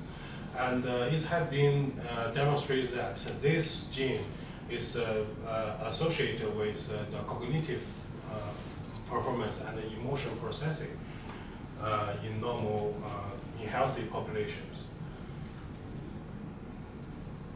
And there are also some efforts to study the COMT influence on the brain morphometry. But most of the existing studies are just a single phenotype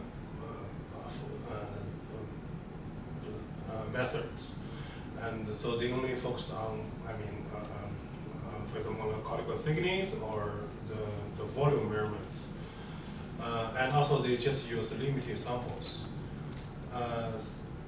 so that though the results are often conflicting. As an example, so in this table, I just listed some of the representative studies. So you can see the results are really inconclusive. And also the sample size. At the maximum, it's just a couple of hundreds.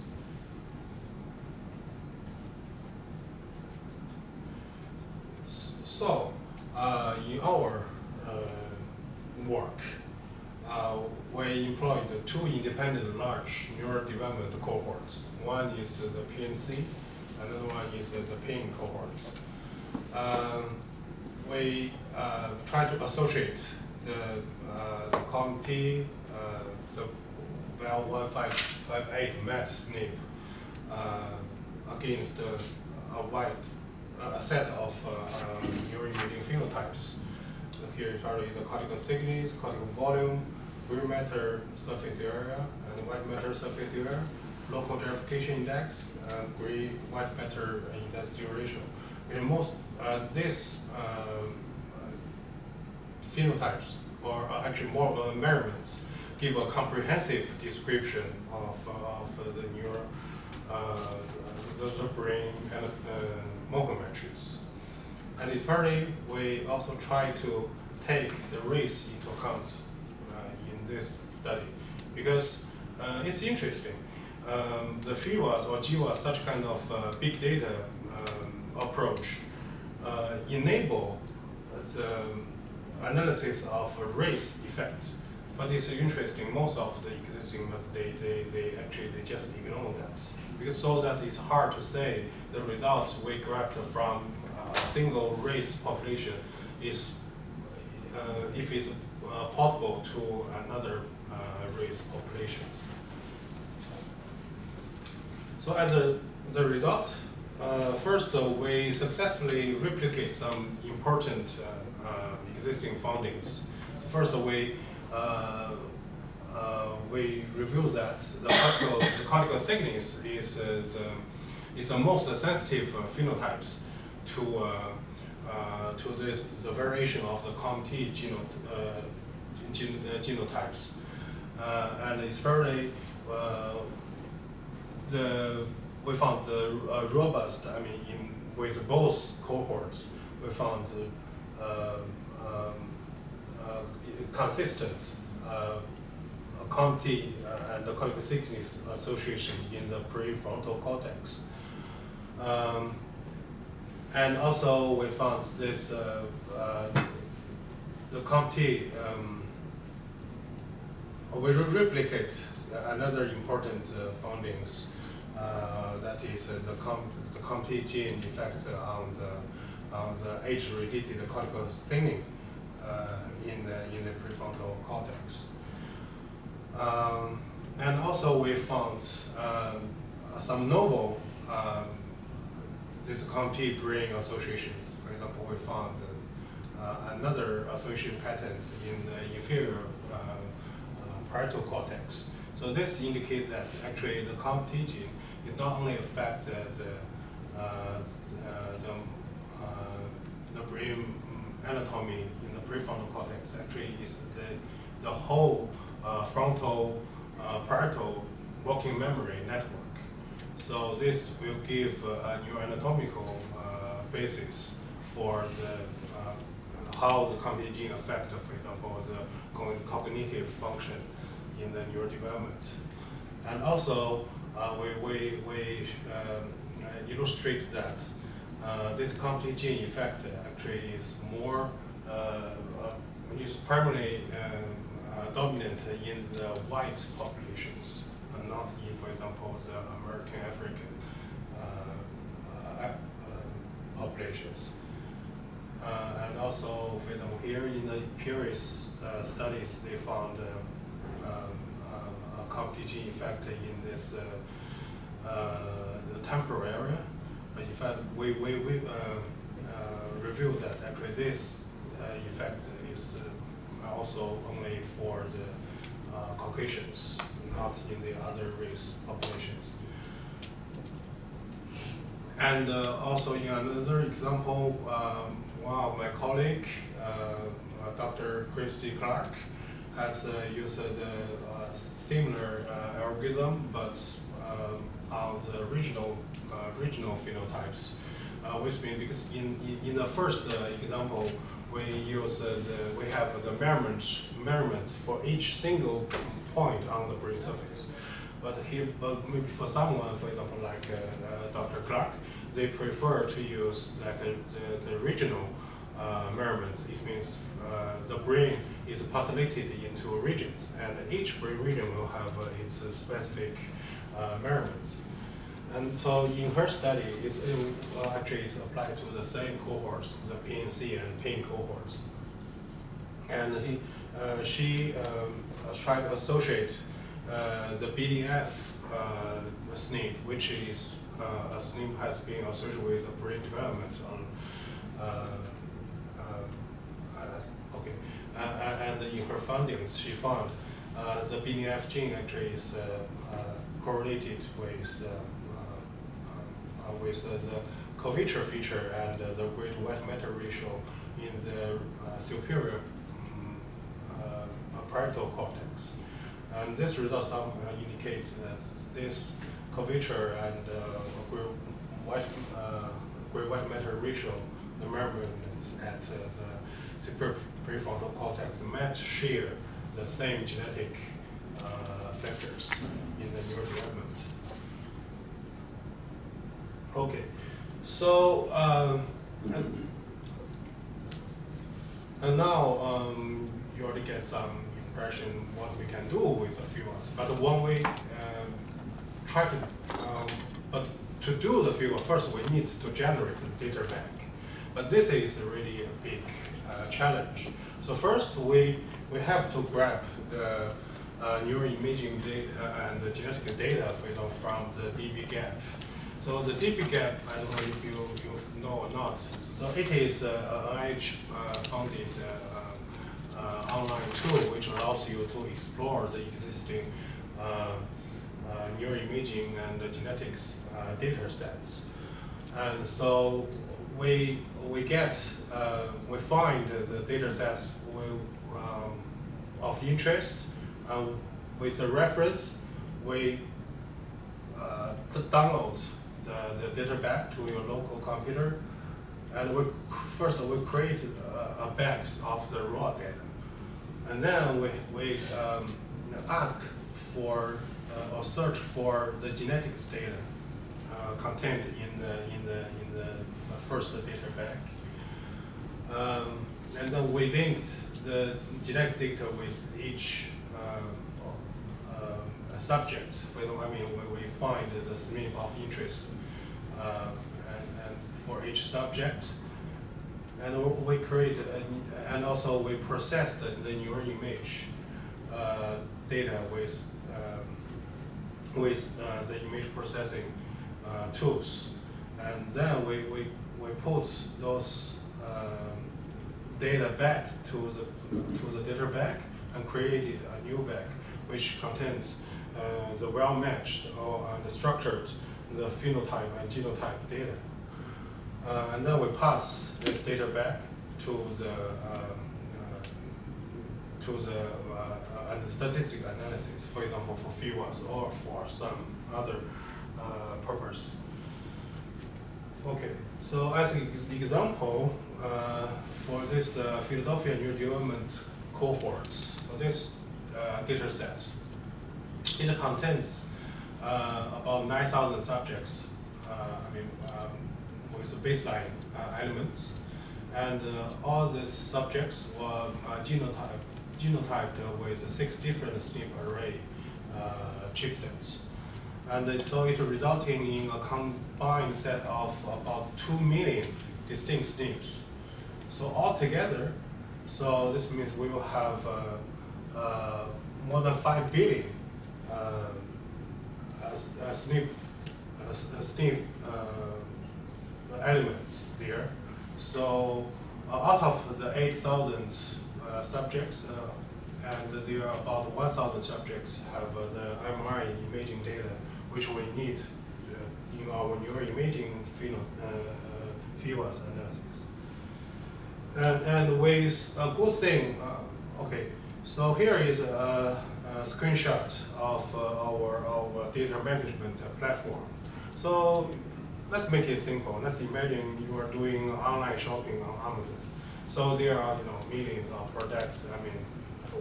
But you might have you should have your own preference.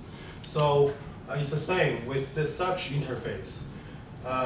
You can do a filtering of the data. So for example, you can just set some categories to filter. For example, you said, okay, I only want the females, the male subjects, or I only want the, for example, the American, African subjects, or for specific age range. So this interface gives you an easy way to manage the data archive, and also it's give you possibility to visualize the neural imaging data and even the image processing results through the interface. And also it allows you to check, for example, the result for the QC, for the qualitative validation of the derived data. Okay, so one such data management is ready. So the data bank we will get is actually huge. So here are some numbers. So for the population-based phenotypes, each subject will have about 400 distinct measurements. And in total, so there are about 400,000 regional neuroanatomical phenotypes. But for a surface-based model, because each surface model used in free software contains more than 300,000 vertices. So each of the vertex will have multiple measurements. So altogether, we will have more than 2 million local measurements per subject, and in total it means we will have more than 2 billion local phenotypes. So altogether, our data management tools, put all this into a single data bank. So for about 1,000 subjects, it contains more than 70,000 files, and the data set is more than 600 gigabytes. So it's huge. And also, the platform allows you to access to each single subject in the data bank. So, for example, for the subject have an ID, it's hard to see here, maybe PNC 006, and there's based on basic demographic information like the age, gender, and the race. And also it shows you all the available files related to this subject. And you can open each of these subcategories and see the files contained in such categories. And for example, here for this subject, it contains those genotype data, and also, okay, there are some neuroimaging phenotypes, some numerical phenotypes here. Okay, so when we get the data bank ready, and then we have to use some analytical tools to do the statistical analysis. So for this purpose, we have to develop another specific tools, which are called neuroimaging fieldworks,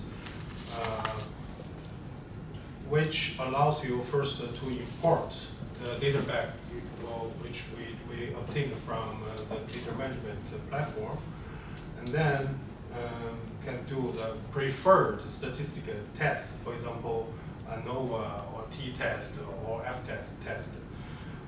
And the result will, the significant genetic associations will be identified after the multiple comparisons correction with, for example, a Gaussian random field theorem method, which will adapt the smoothness of the brain imaging data. And the result will be visualized by rendering the statistical results on a standard brain template.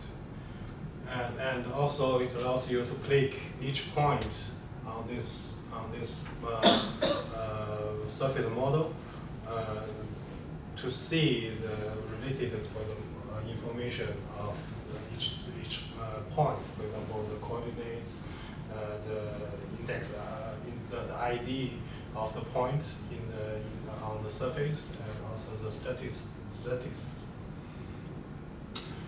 And also, like I mentioned, maybe some people they prefer to do like more just a regional analysis. So we will do almost the same thing we showed before, but visualize the result as a Manhattan plot. But the tool, the good thing, advantages of this tool is, in addition to this, will give you a clear visualization of each of these dots on a standard brain template. And also, so you will see, for example, okay, now this small guy actually is referred to the Bergman 20 area, and its anatomical location is visualized here. And the related measurement is a particle volume, and it's a statistics, the p-value actually is also listed here. So this will somehow like exploratory tools. So for any of these dots you feel interested to, so you can just simply click it, and you will see the related information here. Okay, so as a conclusion, so what we can do now is those fieldworks tools and methods. So we can do mining the existing big neuroimaging genetics data for a true system level, true gene-brain associations. Especially we can do a broad survey across the whole populations as long as such data exists. And also, it's not because in the previous slices, as an example, I only just keep focused on like a free suffer or the anatomical measurements. But in fact, it's not only limited to this. We can apply the same method to all possible for the imaging processing tools like FSL or SPM or CVID, whatever. And also the genotypes, we can also include like a functional MRI or diffusion based imaging phenotypes. So, and also advantages of such big data methods is we really can do reproducible studies. For example, because for the data management, in the past, without such kind of big data tools or methods, the investigators, they have to develop their ad hoc tools or methods to manage the data. But now we have such kind of unified, well-developed tools. So it means we can simply just apply it to all the possible alternatives. So as a future work, so we'd like to apply some like the machine learning and prediction analysis, which Fieldworks has introduced to the Fieldworks results. For example, we can do some like a prediction analysis on this to use the genetic associations to predict, for example, some behavior or cognitive performance in a specific population. And also another interesting future work is we should combine the GWAS and the Fieldworks analysis, which will give us a real whole picture of the gene and brain associations. So that's all. So thank you. Any questions for Lou about his Fieldworks analyses? Once again, Lou, while you focused on human neuroimaging, a lot of the methodologies that you're using are really agnostic to where the data comes from per se. So like doing a Fieldworks analysis per se, the phenomics could come from anything really, right? Yeah. And yes, but I mean, for example, if we have the mouse data, then we can definitely have same stuff. But because I just need to say, because we are doing the neuroscience, yeah. So the tools actually just we designed for the brain images, but not like environment studies or some other fields. Of course. Yeah. Of course. But I mean the idea is there. Right.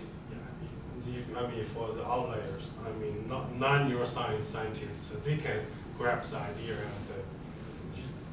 and apply it to their own for their own needs. Other questions, folks? A couple of more general Yeah. questions that could probably go to any of you guys who are Okay. involved in this project. But one concern is because I am used to dealing with smaller data. I'm used to looking at my data a lot at the individual steps. And you did talk a little bit about quality control, but I'm just wondering how transparent the shared modules and workflows are so that like I can look into the code and see how it's doing what it's doing Yeah, but okay. About the quality control, that I really like the question because personally I really think it's very important in such kind of I would say in all neuroimaging methods, but in general people just ignore it. Okay, because for now, at least for what we presented today, for the free surfer processing results, actually what we applied is a manual validation of the corrections. So it means there are actually no codes or protocols. There might be some protocols, I think. I believe, for example, Paul Thompson's group, they have some just what we say rules you should follow.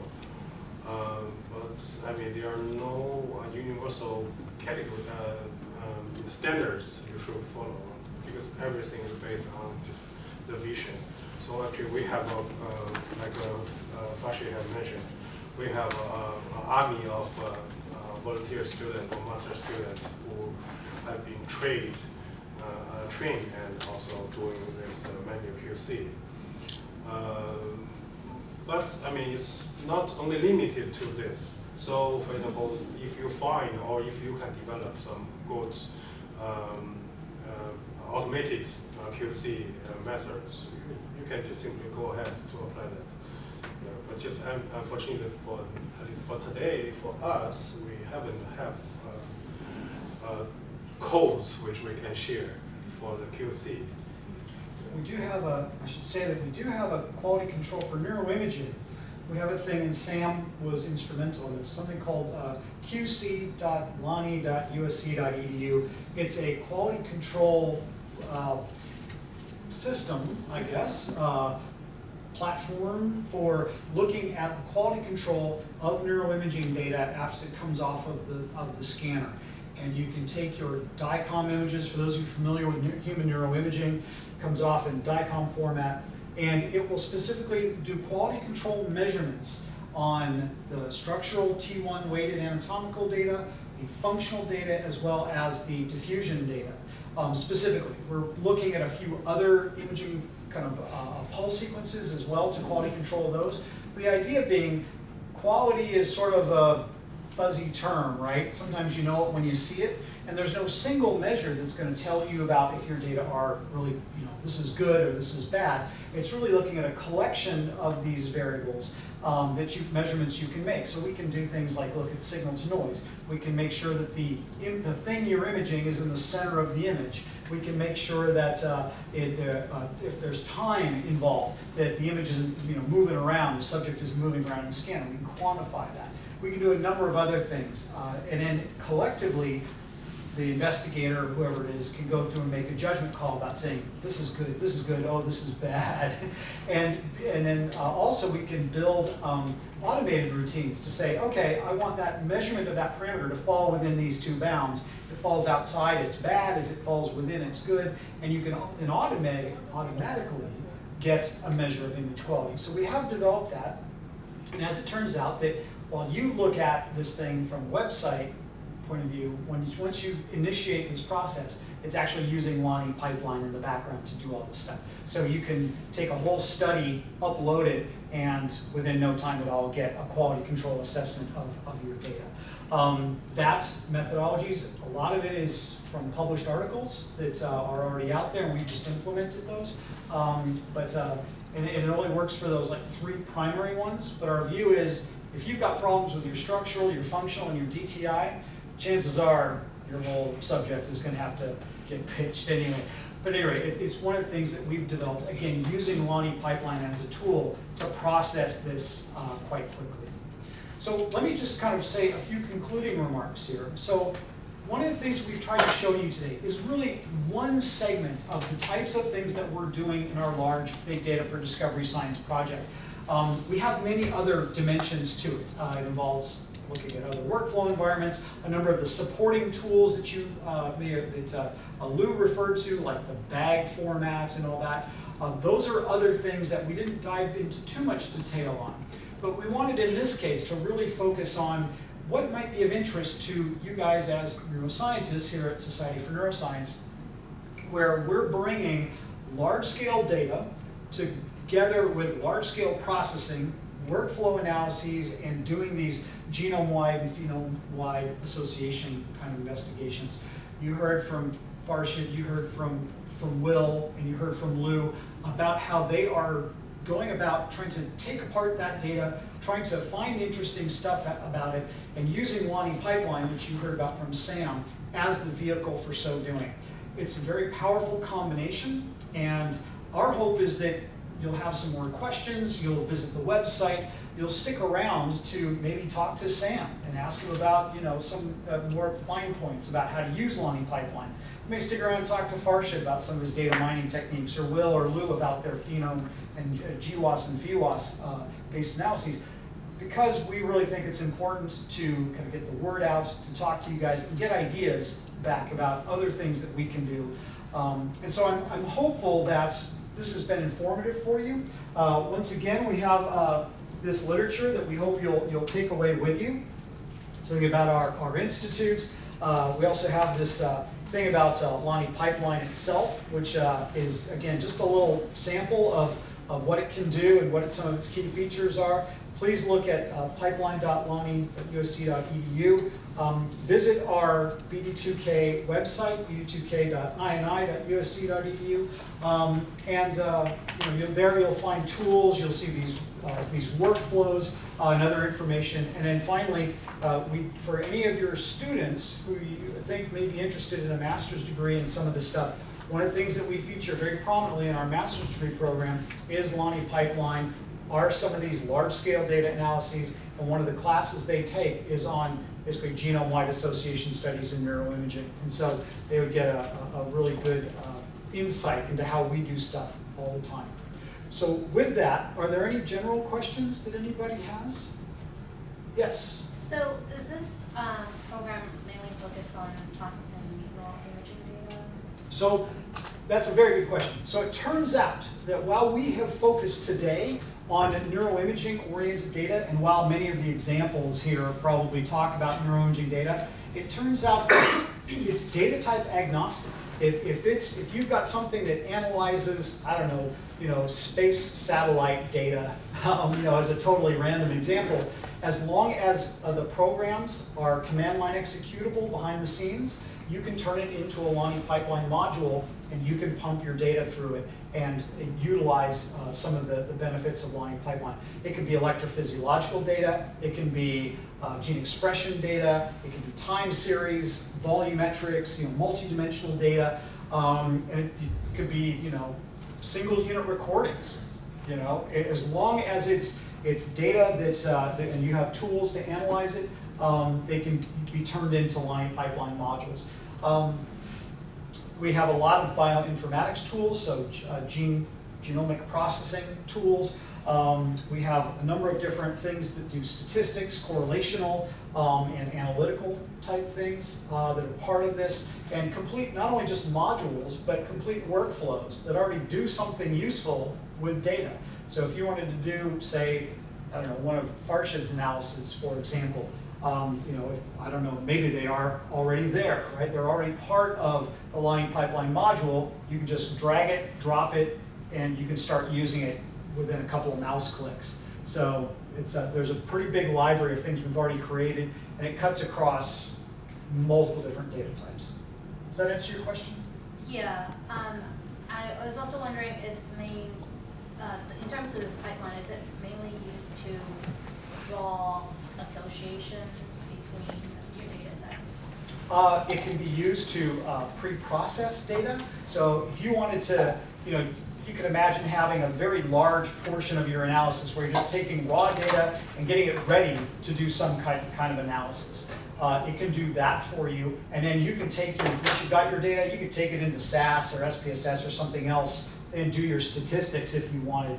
But it's often very useful for that. On the other hand, we also have tools that can go in and actually go and do the association stuff for you. So I'm not sure if that quite answers your question, but we use it all the time for all sorts of stuff, whether it's taking data, reading it in and dividing by 2, or taking the data in, chopping it up into little bits and trying to do some of these more fancy, sophisticated analyses on them. It's very flexible that way. Okay, other questions? Yeah. Are the modules and workflows, like, do they exist as some kind of file that could be maintained in a Git repository or something? Or do you have a version control system built in? We don't have a version control system built in per se, but yes, they can. They're really just little XML files. And in fact, you can open them up in your text editor. I wouldn't advise this, but you can open them up in your text editor and actually, change the characters inside the file and resave it. That, you don't ordinarily need to do that. You can do that through the pipeline interface to make any changes. But they are just an XML wrapper that wrap everything around. They keep track of all the parameters, what the parameter settings are, and when you create a full workflow, it keeps track of every module that you've specified and how it passes information from one to the other. And Sam's and Dennis here are the point people for answering the more technical details about it. But yeah, it's just a standard file format. You can create your own Git. You can create, you can include them as an attachment in an email and send them to your friends. Yeah, Yes. I have a question. He just showed us how the SNP, how it influenced the brain structure. And I'm wondering if you can combine brain structure and the functional image together. Yeah, that's okay. I like the question. Yeah, actually, that's really possible because, but just by far, we only just included this the anatomical phenotypes, but we do have a plan to include everything possible. In fact, the methods has no limit to only like anatomic or functional features. So it's does yes, it can. So, but I think the method might need a little bit adjustment. For example, we needed to do some like ICA or some like phenotype the filtering to for example, because the penalty is why you include more data in your model. So you will you need a higher critical threshold to control the multiple operations or false positive rate. So so in that case, if we include like a more functional or even diffusion, connectome, I mean this multimodality phenotypes, I think a smart way is pre-processing is we should try to filter those phenotypes before we apply the analysis to try to eliminate those unnecessary ones. Doing some dimensionality reduction dimension to reduction. identify those variables which seem to have the greatest effect, ignoring those that don't seem to be contributing anything, and then that way helping to kind of focus what your phenomics is going to incorporate. I think that's what you're probably trying to drive at, right? It's and I think Farshid kind of mentioned the curse of dimensionality that we somewhat suffer from, where we've got maybe tens of thousands of potential features we can draw from. Being able to kind of sift through and filter things, and be able to make sure we're looking at stuff that is actually worth looking at is an important step. So, are there any other questions? Okay, so with that, what I'm going to do is we'll just kind of conclude this. But having said that, for those of you who are interested in talking with Sam, or talking with Will, or Lou, or Farshid, please approach them. You can ask them more specific questions. And again, please take literature with you. There's some extra bits around, so if you want to take that with you too and give it to your friends, that'd be wonderful. Thank you so much for spending your afternoon with us. We really appreciate it. And thank you again. Have a great rest of the Society for Neuroscience meeting. Take care.